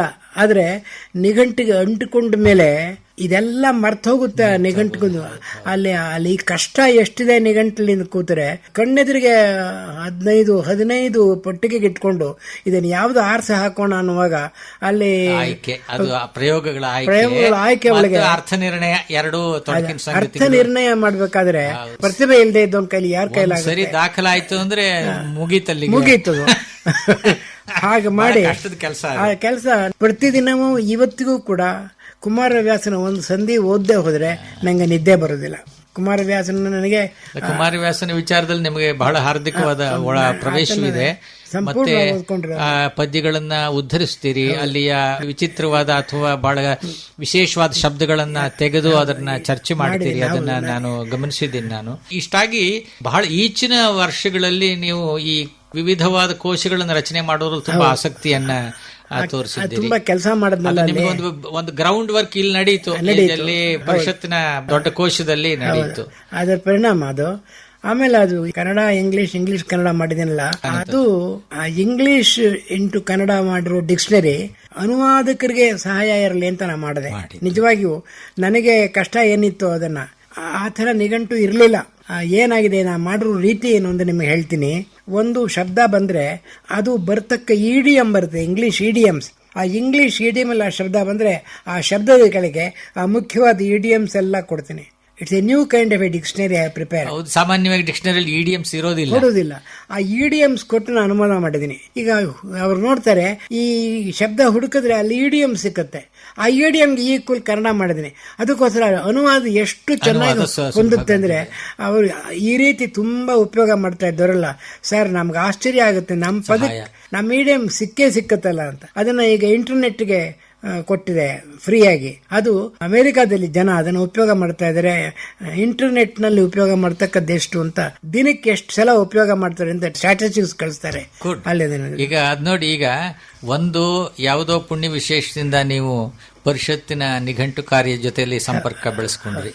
ಅದರ ಜೊತೆಗೆ ನಿಮಗೆ ಈ ಭಾಷಾಂತರದ ವಿಚಾರದಲ್ಲೂ ತುಂಬಾ ಆಸಕ್ತಿ ಇತ್ತು. ಇವೆರಡು ಕೂಡಿದ್ದೇನಾಯ್ತು, ಬಗೆಯ ಕೋಶಗಳನ್ನ ಈಗ ಎರವಲು ಪದಕೋಶ ಮಾಡಿದ್ರಿ. ಆಮೇಲೆ ಸಾಮಾಜಿಕವಾದ ಹಿನ್ನೆಲೆ ಒಳಗೆ ಶಬ್ದಾರ್ಥ ವಿಚಾರ ಮಾಡುವಂತದ್ದು ಒಂದು ಸುಮಾರು ವರ್ಷಗಳ ಕಾಲ ನೀವು ಒಂದು ಅಂಕಣವನ್ನೇ, ಈಗೋ ಕನ್ನಡ ಅಂಕಣವನ್ನ ಪ್ರಜಾವಾಣಿಯ ಪತ್ರಿಕೆ ಮೂಲಕವಾಗಿ ಮಾಡಿದ್ರಿ. ಅದು ಆ ಪತ್ರಿಕೆಯ ಪ್ರತಿಷ್ಠೆಯೂ ಹೆಚ್ಚಿತು, ನಿಮ್ಮ ವ್ಯಾಪ್ತಿಯೂ ಕೂಡ ಜನ ಬೆಚ್ಕೊಂಡ್ರು. ಇದು ಬಹಳ ಗಮನಿಸಬೇಕಾಗಿರ್ತಕ್ಕಂಥ ಸಂಗತಿ. ಆಮೇಲೆ ಬೇರೆ ಕೋಶಗಳು, ಇಂಗ್ಲಿಷ್ ಕನ್ನಡ ಡಿಕ್ಷನರಿ, ಅವುಗಳನ್ನು ಒಂದೆರಡು ಮೂರು ನೀವು ಮಾಡಿದ್ರು. ಸುಮಾರು ಇದು ಯಾವುದು ಬಹಳ ಶುಷ್ಕವಾದ ಕೆಲಸ ಅಂತ ಹೇಳ್ತಾರೋ ಆ ಕೆಲಸದ ಬಗ್ಗೆ ನೀವು ಬಹಳ ಆಸ್ಥೆಯಿಂದ ಅದನ್ನ ಮಾಡಿದ್ರಿ. ಆದ್ರೆ ನೀವು ಹೇಳಿದ ಹಾಗೆ ಕಾವ್ಯ ನಿಮಗೆ ಹೆಚ್ಚಿನ ಪ್ರೀತಿ ಅಂತ ಅನ್ನೋದು ಮುಖ್ಯ. ನಾನು ಸುಖ ಪಡ್ತೀನಿ, ತುಂಬಾ ಸುಖ ಪಡ್ತೀನಿ ಕಾವ್ಯ ಓದೋದ್ರಲ್ಲಿ. ಅದು ವಾಸ್ತವವಾಗಿ ಎರಡನ್ನೂ ಸರಿಹೊಂದಿಸಿ ಹೋಗೋದು ಕಷ್ಟ. ಸಮಾನವಾದಂತ ಕವಿ ಮನೋಧರ್ಮದಿಂದ ಈ ಶಬ್ದಾರ್ಥ ವಿಚಾರ ಮಾಡೋ ಆಗ್ಲೇ ಅದು ಅರ್ಥಗಳು ಹೊಳೆಯೋದು, ಅದು ಸ್ಫುರಣೆ ಆಗುವಂಥದ್ದು. ಆ ಮಾತು ನಿಜ. ಆಮೇಲೆ ಈಗ ಇದೆಲ್ಲ ನಿಮಗೆ ಜನಪ್ರೀತಿಯನ್ನು ಸಂಪಾದಿಸಿಕೊಡ್ತು. ಈ ಪರಿಷತ್ತಿನ ಕಾರ್ಯದರ್ಶಿ ಸ್ಥಾನ, ಅಧ್ಯಕ್ಷ ಸ್ಥಾನ, ಆಮೇಲೆ ಬೇರೆ ಬೇರೆ ಕಡೆ ಸಾಹಿತ್ಯ ಸಮ್ಮೇಳನಗಳ ಅಧ್ಯಕ್ಷರಾಗಿ ನೀವು ಗೌರವವನ್ನು ಪಡೆದಿದ್ದೀರಿ. ಶಿಕ್ಷಣ ಸಂಸ್ಥೆಗಳ ಸಂಪರ್ಕಗಳನ್ನ ನೀವು ಇಟ್ಕೊಂಡಿದ್ದೀರಿ. ವಿಶೇಷವಾಗಿ ಶಿಕ್ಷಣ ತಜ್ಞರಾಗಿ ನಿಮಗೆ ಆಹ್ವಾನಗಳು ಬಹಳ ಬಂದು ಅಲ್ಲೆಲ್ಲ ನೀವು ರಿಸೋರ್ಸ್ ಪರ್ಸನ್ ಆಗಿ ನೀವು ಹೋಗಿರೋದು ಉಂಟು. ಕಮ್ಮಟಗಳನ್ನು ನಿರ್ವಹಿಸಿದ್ದೀರಿ. ಸಾಮಾಜಿಕ ಸಂಸ್ಥೆಗಳು, ರಾಮಕೃಷ್ಣ ಸ್ಟೂಡೆಂಟ್ಸ್ ಮೊದಲ ತುಂಬಾ ಅದರಲ್ಲೆಲ್ಲ ಎಷ್ಟು ಕೆಲಸ ಮಾಡಿದ್ದೀರಿ ನೀವು. ಏನು ಅಂದ್ರೆ ದೇವರು ದೊಡ್ಡವನು, ನಿಮಗೆ ದೀರ್ಘಾಯುಷ್ಯವನ್ನ ಕೊಡ್ತಾ ಹೋಗಿದ್ದಾನೆ. ಅದನ್ನ ಜೊತೆಗೆ ಆ ಉತ್ಸಾಹ, ಕ್ರಿಯಾಶೀಲತೆಯನ್ನು ಕೊಟ್ಟಿದ್ದಾನೆ. ಇಲ್ಲದೇ ಈ ಸ್ಟಾಗ್ನೇಟ್ ಆಗಿ ಎಲ್ಲಿಗೋ ನಿಂತು ಹೋಗ್ಬೋದು. ಅದು ಹಾಗಾಗಲಿಲ್ಲ ನಿಮ್ಮ ವಿಚಾರಕ್ಕೆ. ಒಂದು ಆಮೇಲೆ ನಮ್ಮ ಶ್ರವಣ ಬೆಳಗೊಳ ಸ್ವಾಮಿಗಳು ನಿಮಗೆ ವಿದ್ಯಾಲಂಕಾರ ಅಂತ ಪ್ರಶ್ನೆ ಕೊಟ್ಟರು. ಮತ್ತೆ ಕನ್ನಡ ವಿಶ್ವವಿದ್ಯಾನಿಲಯ ನಾಡೋಜ ಅಂತ ಕೊಟ್ಟರು. ಇವ್ಯಾವುದು ನೀವು ಬೇಡದೆ, ಯಾವ ಶೀಲಿಯೂ ಮಾಡದೆ, ಈಗ ಈ ವಯಸ್ಸಲ್ಲಿ ಮಾಡೋಕಾಗಿತ್ತೀಯ, ಮಾಡಬೇಕು ಅಂತ ಅನಿಸುತ್ತೀಯೇ, ಒಂದು ಗೌರವವನ್ನ ಕೊಟ್ಟಿದೆ. ಬೇರೆ ಬೇರೆ ಜನ ನಿಮ್ಮನ್ನು ವಿಶ್ವಾಸದಿಂದ ಕಂಡಿದ್ದಾರೆ. ಆಮೇಲೆ ಗೌರವ ಗ್ರಂಥಗಳು ಸಾಕಷ್ಟು ನಿಮಗೆ ಇದೆ. ಮೊದಲು ಸ್ನೇಹಜೀವಿ ನನಗೆ ಜ್ಞಾಪಕ ಇದೆ, ನಾನು ಅದರಲ್ಲಿ ಲೇಖನ ಬರೆದಿದ್ದೆ, ಶಂಸಾಗರದಲ್ಲೂ ಬರೆದಿದ್ದೀನಿ. ಅದರಲ್ಲಿ ವಿದ್ವಾಂಸರ ಲೇಖನಗಳು ಹೆಚ್ಚಾಗಿ ಅದರಲ್ಲಿ ಬಂದಿವೆ. ಆಮೇಲೆ ಶಬ್ದಸಾಗರದಲ್ಲಿ ನಿಮ್ಮನ್ನು ಕುರಿತು ಎಷ್ಟು ಜನ ಬರೆದಿದ್ದಾರೆ, ಎಷ್ಟು ವೈವಿಧ್ಯವಿದೆ, ಎಷ್ಟು ಲೇಖನಗಳು ತುಂಬಿ ಅದನ್ನ ಬಹಳ ಸಂಗ್ರಹ ಮಾಡಬೇಕಾಯ್ತು. ಯಾಕಂದ್ರೆ ಸುಮಾರು 1000 ಪೇಜ್ ನಷ್ಟು ಇತ್ತು ಹಾಗೆ ಅಂತ ಹೇಳಿ ಅದರ ಸಂಪಾದಕರು ಬರೀತಾರೆ. ಅದನ್ನೆಲ್ಲ ಸಂಗ್ರಹ ಮಾಡಿ ಆರಿಸಿ ನಾವು ಹಾಕಬೇಕಾಯ್ತು. ಆ ಲೇಖನಗಳನ್ನ ನಾನು ಹೋದಾಗ ಪ್ರೀತಿಯಿಂದ ಮಾಡಿದ್ದಾರೆ. ಆಮೇಲೆ ಆ ಪ್ರೀತಿ, ಗೌರವ ನೀವು ಸಂಪಾದನೆ ಮಾಡ್ಕೊಂಡಿದ್ದೀರಿ. ನಿಮ್ಮ ಸತ್ವದಿಂದಾಗಿ, ನಿಮ್ಮ ಶಕ್ತಿಯಿಂದಾಗಿ, ಜನ ನಿಮ್ಮ ವಿಶ್ವಾಸದಿಂದಾಗಿ ನಿಮ್ಮನ್ನ ಆ ರೀತಿ ಗೌರವಿಸಿ ಲೇಖನಗಳನ್ನ ಬರೆದಿದ್ದಾರೆ, ಮತ್ತೆ ಮೆಚ್ಚು ಮಾತುಗಳನ್ನ ಹೇಳಿದ್ದಾರೆ. ಇನ್ನೊಂದೇನು ಅಂತ ಹೇಳಿದ್ರೆ, ಈ ಸಾಹಿತ್ಯ ಕ್ಷೇತ್ರ ಮಾತ್ರವಲ್ಲದೆ ಹಿಂದೆ ನೀವು ಚಿಕ್ಕವರಾಗಿದ್ದಾಗ ಕ್ರೀಡೆಯಲ್ಲಿ, ಆಮೇಲೆ ನಾಟಕದ ಅಭಿನಯ ಮೊದಲಾದ ಇದರಲ್ಲೂ ಕೂಡ ನಿಮ್ಗೆ ಆಸಕ್ತಿ ಅಂತ ಹೇಳಿ ನಾವು ಕೇಳ್ತಾ ಇರ್ತೀವಿ. ನಾವು ನಿಮ್ಗೆ ಆಶ್ಚರ್ಯ ಏನು ಅಂದ್ರೆ, ನಾನು ಆನರ್ಸ್ ವಿದ್ಯಾರ್ಥಿ ಆಗಿದ್ದಾಗ ಯೂನಿಯನ್ಗೆ ನಾನು ಕ್ಯಾಪ್ಟನ್ ಆಫ್ ಇಂಡೋರ್ ಗೇಮ್ಸ್ ಆಗಿದ್ದೆ. ಕಾಲೇಜಲ್ಲಿದ್ದಾಗ ನನ್ನ ಶಂಕರನಾರಾಯಣ ನಂಗೆ ಹೇಳೋ, ಲೋ ನೀನ್ ಫೇಲ್ ಆಗ್ತೇ, ನೀನು ಪಾಸ್ ಮಾಡಿಸಲ್ಲ, 3 ಹೊತ್ತು ಯೂನಿಯನ್ ಇರ್ತೀನಿ ಅಂತ ಹೆದರ್ಸ್ತಾ ಇದ್ದ ಅವನು. ಅದೇನಾಯ್ತು ಅಂದ್ರೆ ನನಗೆ ಆಟದಲ್ಲಿ ತುಂಬಾ ಆಸಕ್ತಿ. ನಾನು ತುಂಬಾ ಒಳ್ಳೆ ಆಟಗಾರ. Carrom, chess and ping Pong ಅಲ್ಲಿ ಮೈಸೂರು ಯೂನಿವರ್ಸಿಟಿಗೆ ಚಾಂಪಿಯನ್ ಆಗಿದ್ದೆ. ನಾನು ಕೇರಂ ಶುರು ಮಾಡಿದ್ರೆ ಇನ್ನೊಬ್ಬನಿಗೆ ಅವಕಾಶವೇ ಎಲ್ಲ, ಸ್ಟಾರ್ಟ್ ಅಂಡ್ ಫಿನಿಶ್ ಮಾಡಕ್ ಬಿಡ್ತಿದ್ದೆ. ಅಷ್ಟು ನನಗೆ ಎಕ್ಸ್ಪರ್ಟ್ ಆಗಿದೆ. ಚೆಸ್ ಅಲ್ಲಿ ನಾನು ಚಾಂಪಿಯನ್ ಆಗಿದ್ದೆ 4 ವರ್ಷ. ಜನ ಹೇಳ್ತಿದ್ರು, ಆಯ್ತು ಇವನು ಹಣೆ ಬರ, ಆಯ್ತು ಇವನು ಇದೆ ಶಾಲೋ ಮ್ಯಾನ್ ಅಂತ ಅನ್ನೋ ಅಷ್ಟು ಮಟ್ಟಕ್ಕೆ ಆಗೋಯ್ತು. ಆದ್ರೆ ಪರೀಕ್ಷೆ ಒಳಗೆ ನನಗೇ ಮೆಡಲ್ ಬಂತು, ನನಗೇ ಪ್ರೈಸ್ ಬಂತು. ಜನ ಎಲ್ಲ ಇದು ಹೇಗಾಯ್ತಿದು ಅಂತ. ನಾನು ಆಟ ಆಡೋರು ಓದ್ತಿರ್ಲಿಲ್ಲ ಮನೆ ಒಳಗೆ. ನಾನು ಇದು ಮಾಡ್ತಿದ್ದೆ, ಅದು ಮಾಡ್ಕೋತಿದ್ದೆ. ಅದು ನಿಜವಾಗಿ ಹೇಳೋದಾದ್ರೆ ಆ ಆಟದಲ್ಲಿ ಪಟ್ಟಷ್ಟು ಸಂತೋಷ ನನಗೆ ಈ ಓದಿನಲ್ಲಿ ಬರಲೇ ಇಲ್ಲ ಅವಾಗ ಆರಂಭ ಕಾಲದಲ್ಲಿ. ಆರಂಭ ಆಮೇಲೆ ಬಿಡಿ, ಆಮೇಲೆ ಯಾವಾಗ್ಲೂ ಆಮೇಲೆ ಆಟ ಎಲ್ಲ ನಿಂತೋಯ್ತಲ್ಲ, ಕಾಲೇಜ್ ಬಿಟ್ಮೇಲೆ ಆಟ ನಿಂತೇ ಹೋಯ್ತು. ಆದ್ರೆ ನಿಮ್ಮ ಪ್ರಯಾಣವನ್ನ ಸಾಕಷ್ಟು ಸಂತೋಷಮಯವಾಗಿ, ಸುಪ್ರಸನ್ನವಾಗಿ, ಸುದೀರ್ಘವಾಗಿ ಇಡೋದಿಕ್ಕೆ ಈ ಹಿನ್ನೆಲೆ ಇದೆಯಲ್ಲ, ಕೀಪಿಂಗ್ ಒನ್ ಸೆಲ್ಫ್ ಫಿಟ್. ನಿಮಗೆ ಆಶಯ, ನಾನು ಕೇರಂ ಮ್ಯಾಚ್ ಆಡ್ತಿದ್ರೆ ಈ ಸುತ್ತ ಕುರ್ಚಿಗಳು ಹಾಕೊಂಡು ಅದ್ರ ಮೇಲೆ ಜನ ನಿಂತ್ಕೊಂಡು ನೋಡ್ತಾ ಇದ್ರು ಆಟನ. ಎಷ್ಟು ಚೆನ್ನಾಗಿದೆ, ವಂಡರ್ಫುಲ್ ಎಕ್ಸ್ಪೀರಿಯನ್ಸ್. ನಿಮಗೆ ಆ ಜೀವನದಲ್ಲಿ ಎಲ್ಲಿ ಬರುತ್ತೆ ಇಷ್ಟೊಂದು ಆಸೆ ಜನ ನೋಡ್ಲಿ, ನಮ್ಮ ಆಟ ನೋಡ್ಲಿ ಅಂತ. ಈಗ ಭಾಷಣ ಮಾಡುವಾಗ 1000 ಜನ ಇರ್ತಾರೆ, ಆದ್ರೆ ಅವಾಗ ಅಷ್ಟೇ ಜನ ಸಾಕು, 100 ಜನ ಮ್ಯಾಚ್ ನೋಡಿದರೆ. ಇನ್ನೊಂದು ನಾನು ಕಂಡಿರೋ ವಿಶೇಷ ಅಂದ್ರೆ ಭಾಷಣಗಳಲ್ಲೂ ಅಷ್ಟೇ ಬಹಳ ಸ್ಫುಟವಾಗಿ, ಬಹಳ ಚೊಕ್ಕವಾಗಿ ಆ ವಿಷಯಕ್ಕೆ ಸಂಬಂಧಪಟ್ಟ ಹಾಗೆ. ಆಮೇಲೆ ಹಳೆಯದನ್ನ ನೆನಪು ಮಾಡ್ಕೊಳ್ತೀರಿ, ತಿಳಿಯದ ಅನೇಕರಿಗೆ ತಿಳಿಯೋದಿಲ್ಲ. ಈಗ 60-70 ವರ್ಷಗಳ ಹಿಂದೆ, 80 ವರ್ಷದ ಹಿಂದೆ ಈಗ ವಿದ್ಯಾಕ್ಷೇತ್ರ ಹೇಗಿತ್ತು, ಜನ ಹೇಗಿದ್ರು, ನೀವು ಇದನ್ನ ಕೆಲವು ವ್ಯಕ್ತಿ ಚಿತ್ರಗಳನ್ನು ಬರೀತೀರಿ. ಆರ್ ನರಸಿಂಹಾಚಾರ್ ಬಗ್ಗೆ, ಆಮೇಲೆ ಗೋವಿಂದ ಪೈಗಳು, ಇವರು ವಿ ಸೀತಾರಾಮಯ್ಯನವರು ಮೊದಲಾದವ್ರ ಬಗ್ಗೆ ಬರೀತೀರಿ. ಇವೆಲ್ಲ ಬಹಳ ವ್ಯಾಲ್ಯೂಬಲ್ ಡಾಕ್ಯುಮೆಂಟ್ಸ್ ಅನ್ಸುತ್ತೆ. ಯಾರು ಎಷ್ಟೆಷ್ಟು ಅದನ್ನ ರೆಕಾರ್ಡ್ ಮಾಡಿದ್ರು ನಿಮ್ಮ ಅನುಭವಕ್ಕೆ ಬಂದ ರೀತಿಯಲ್ಲಿ, ನಿಮ್ಮ ವಯಸ್ಸು, ನಿಮ್ಮ ಸಾಮೀಪ್ಯದಲ್ಲಿ ಬಂದ ರೀತಿಯಲ್ಲಿ ಬರೆಯೋದಕ್ಕೆ ವ್ಯತ್ಯಾಸ. ಈಗ ನಾನ್ ಸೀತಾರಾಮಯ್ಯನವ್ರ ಬಗ್ಗೆ ಬರೆಯೋಕ್ಕೂ ನೀವು ಬರೆಯೋದಕ್ಕೂ ಬಹಳ ವ್ಯತ್ಯಾಸ ಇರ್ತದೆ. ಅದರಿಂದ ಅಂತ ಕೆಲಸಗಳು ತುಂಬಾ ನೀವು ಮಾಡಿದ್ದೀರಿ. ಕನ್ನಡವನ್ನ ಉಳಿಸಿ ಕಟ್ಟಿ ಬೆಳೆಸಿದವರು, ಆಮೇಲೆ ಹಳೆ ಸಾಹಿತ್ಯವನ್ನು ಪರಿಚಯ ಮಾಡೋದಕ್ಕೆ ಇಣುಕು ನೋಟ ಅಂತ ಹೇಳಿ, ಅಂದ್ರೆ ಸ್ವಲ್ಪ ಪ್ರೀತಿ ಹುಟ್ಟಿಸ್ತದೆ. ಇದು ನಾವು ನೋಡೋಣ ಹಾಗೆ ಅಂತ ಅನಿಸ್ತದೆ. ಸರ್, ನೀವು ನಿಮ್ಮ ಕಾಲೇಜು ದಿವಸಗಳಲ್ಲಿ ಪ್ರೊಫೆಸರ್ MV ಗೋಪಾಲ್ ಸ್ವಾಮಿ ಅವರು, ನಾ ಕಸ್ತೂರಿ ಅವರು, ಇವರೆಲ್ಲ ನಿಮ್ಮ ಮೇಷ್ಟ್ರಾಗಿದ್ರು ಅನ್ನೋ ವಿಚಾರವೇ ಹೇಳಿದ್ರಿ. ನೀವು ಒಡನಾಟವಿತ್ತು. ಆಕಾಶವಾಣಿಯನ್ನು ಕಟ್ಟಿ ಬೆಳೆಸಿದ ಆದ್ಯರ್ ಅವರೆಲ್ಲಾನು. ಆ ಸಂಬಂಧದಲ್ಲಿ ಅವರ ವಿಚಾರ 4 ಮಾತು ಹೆಚ್ಚಾಗಿ ನಾನು ಕೇಳಬೇಕು ನನಗನ್ನಿಸ್ತದೆ. ಅಲ್ಲದೆ ಈ ಆಕಾಶವಾಣಿ ಸಂಪರ್ಕ ತಮಗೆ ಹೇಗೆ ಅನ್ನೋದನ್ನು ನನಗೆ ಕುತೂಹಲವಿದೆ ಸರ್. ಆಕಾಶವಾಣಿಯಲ್ಲಿ ಮೊದಲನೇ ಆಹ್ವಾನ ಬಂದದ್ದು ಗೋಪಾಲ್ ಸ್ವಾಮಿ ಅವರಿಂದ. ಅವರ ವಿದ್ಯಾರ್ಥಿಯಾಗಿದ್ದೆ ನೋಡಿ. ಹೀಗಾಗಿ ನಾನು ಪಾಠ ಮಾಡೋದನ್ನ ಕೇಳಕ್ 1-2 ಸಲ ಬಂದು ಡೆಮಾನ್ಸ್ಟ್ರೇಷನ್ ಲೆಸನ್ ಕೊಟ್ಟವರು ಅವರು. ನಾನು ಪಾಠ ಮಾಡೋದು ಹೇಗಿದೆ ಬಂದು ನೋಡಿ ಅದು ಹೇಗೆ ಇದೆ ಅಂತ ಕೇಳಿ ಮೆಚ್ಕೊಂಡು, ಇದನ್ನ you will get a very good percentage ಇರಲಿ ಅಂತ ಹೇಳಿ ಇದನ್ನ ಕಂಟಿನ್ಯೂ ಮಾಡಿ ಅಂತ ನಂಗೆ ರೆಕಮೆಂಡ್ ಮಾಡಿದವರು. ಎಲ್ಲಿ ಸರ್ ಅದು? BT ಓದ್ತಾ ಇದ್ದಾಗ ನಾವು ಡೆಮಾನ್ಸ್ಟ್ರೇಷನ್ ಲೆಸನ್ ಕೊಡಬೇಕು. ಅದು ಸುಮಾರು 10-15 ಪಾಠ ಮಾಡಬೇಕು, ಎಲ್ಲ ಸಬ್ಜೆಕ್ಟ್ಗೂ ಬರ್ತಾ ಇತ್ತು. ಗೋಪಾಲ್ ಸ್ವಾಮಿ ಅವರದ್ದು ನಾನು ತುಂಬಾ ಸಂತೋಷಪಟ್ಟು ಅದಕ್ಕೆ ಆಮೇಲೆ ಶಿಶುವಾರದಲ್ಲಿ ಮಾತಾಡೋಕ್ಕೆ ಎಲ್ಲ ಕರೆದವರು. ಅವರು ಆಕಾಶವಾಣಿಯಲ್ಲಿ ನಾನು ದೊಡ್ಡ ಭಾಷಣ ಮಾಡೋಕೆ ಅರ್ಧ ಗಂಟೆ ಭಾಷಣ ಮಾಡಿದೆ ಪಂಪರಾಮಾಯಣದ ಮೇಲೆ. ನನಗೆ ಆಶ್ಚರ್ಯ ಆಗುತ್ತೆ. ಈಗ 10 ನಿಮಿಷ ಮಾತಾಡೋಕ್ಕಾಗೋಲ್ಲ, ಆಗಲೇ ಮೇಲಪ್ಪ ಇಷ್ಟು ಮಾತಾಡ್ತಿದ್ದಾನೆ ಅಂತಾರೆ. ಅರ್ಧ ಗಂಟೆ ನಾ ಬರ್ಕೊಂಬಂದು ಅದನ್ನು ಓದಿದ್ರೆ ಮೈಸೂರಿನಲ್ಲಿ ರಂಗಾಚಾರ್ಲು ಮೆಮೊರಿ ಅಲ್ಲಿ ಲೌಡ್ ಸ್ಪೀಕರ್ ಕೇಳ್ತಾ ಇದ್ವಿ. ಲೌಡ್ ಸ್ಪೀಕರ್ ಇಟ್ಟಿದ್ರಲ್ಲ, ಹೌದು. ನಾನು ಇದು ಪೂರೈಸ್ಕೊಂಡು ಅಲ್ಲಿ ಹೋದ್ರೆ ಆಗ್ಲೇ ಇಲ್ಲಿ ಬಂದ್ರಲ್ಲ ಇವರು ಅಂತ ರೆಕಗ್ನೈಸ್ ಮಾಡೋರು ಇದನ್ನ ಅಂತ ಒಂದು ರೀತಿ ಆಯ್ತು. ಅದೇ ನನಗೆ ಪ್ರಸಿದ್ಧಿ ಬಂತು ಮೈಸೂರಿನಲ್ಲಿ. ನಾನು ಉಪನ್ಯಾಸ ಮಾಡಿದೆ ಅಂತೆ. ಅವರು ಕರೆದವರು ಗೋಪಾಲ್ ಸ್ವಾಮಿ ಅವರು. ಆಮೇಲೆ ಕಸ್ತೂರಿ ಅವರು ನಮ್ಮ ಮೇಷ್ಟ್ರಾಗಿದ್ರು. ಅವ್ರು ಎಂಥ ಒಳ್ಳೆ ಮೇಷ್ಟ್ರು ಅಂದ್ರೆ, ಚಾರಿತ್ರಿಕವಾದ ವಿಷಯಗಳನ್ನು ಕುರಿತ ಒಳ್ಳೆ ಬೃಹತ್ ಗ್ರಂಥಗಳು ಅವುಗಳನ್ನ ಓದ್ತಾ ಇದ್ರು. ಚರಿತ್ರೆ ಮೇಷ್ಟ್ರು ಇಂಟರ್ಮೀಡಿಯೇಟ್ ಕ್ಲಾಸ್ಗೆ ಥೂಸಿಡೈಡಿಸ್ ಪುಸ್ತಕ ತಂದು ಓದೋರು. ಅದನ್ನ ಪೆಲಪಿನಿಷಿಯನ್ ವಾರ್ ಅಂತ 350 ಪುಸ್ತಕ, ಇಷ್ಟು ಗಾತ್ರ ಪುಸ್ತಕ, ಅದನ್ನ ತಂದು ಓದಿ ನೋಡಿ ಹೇಗಿದೆ ಅಂತ. ನನಗೆ ಅವರ ಓದು ನೋಡಿ ಇಷ್ಟು ಸೊಗಸಾಗಿದೆ ಅಂತೇಳಿ ಆ ಪುಸ್ತಕ ಪೂರ್ತಿ ಓದ್ದೆ ನಾನು. ಹಾಗೆ ಮಾಡೋರು. ಆಮೇಲೆ ಅವತ್ತು ಇನ್ನೊಂದು ತಮಾಷೆ ಏನು ಅಂದ್ರೆ, ಮಧ್ಯ ಮಧ್ಯ ಕನ್ನಡ ಸೇರಿಸಿ ಮತ ಮಾಡಿದ್ರು.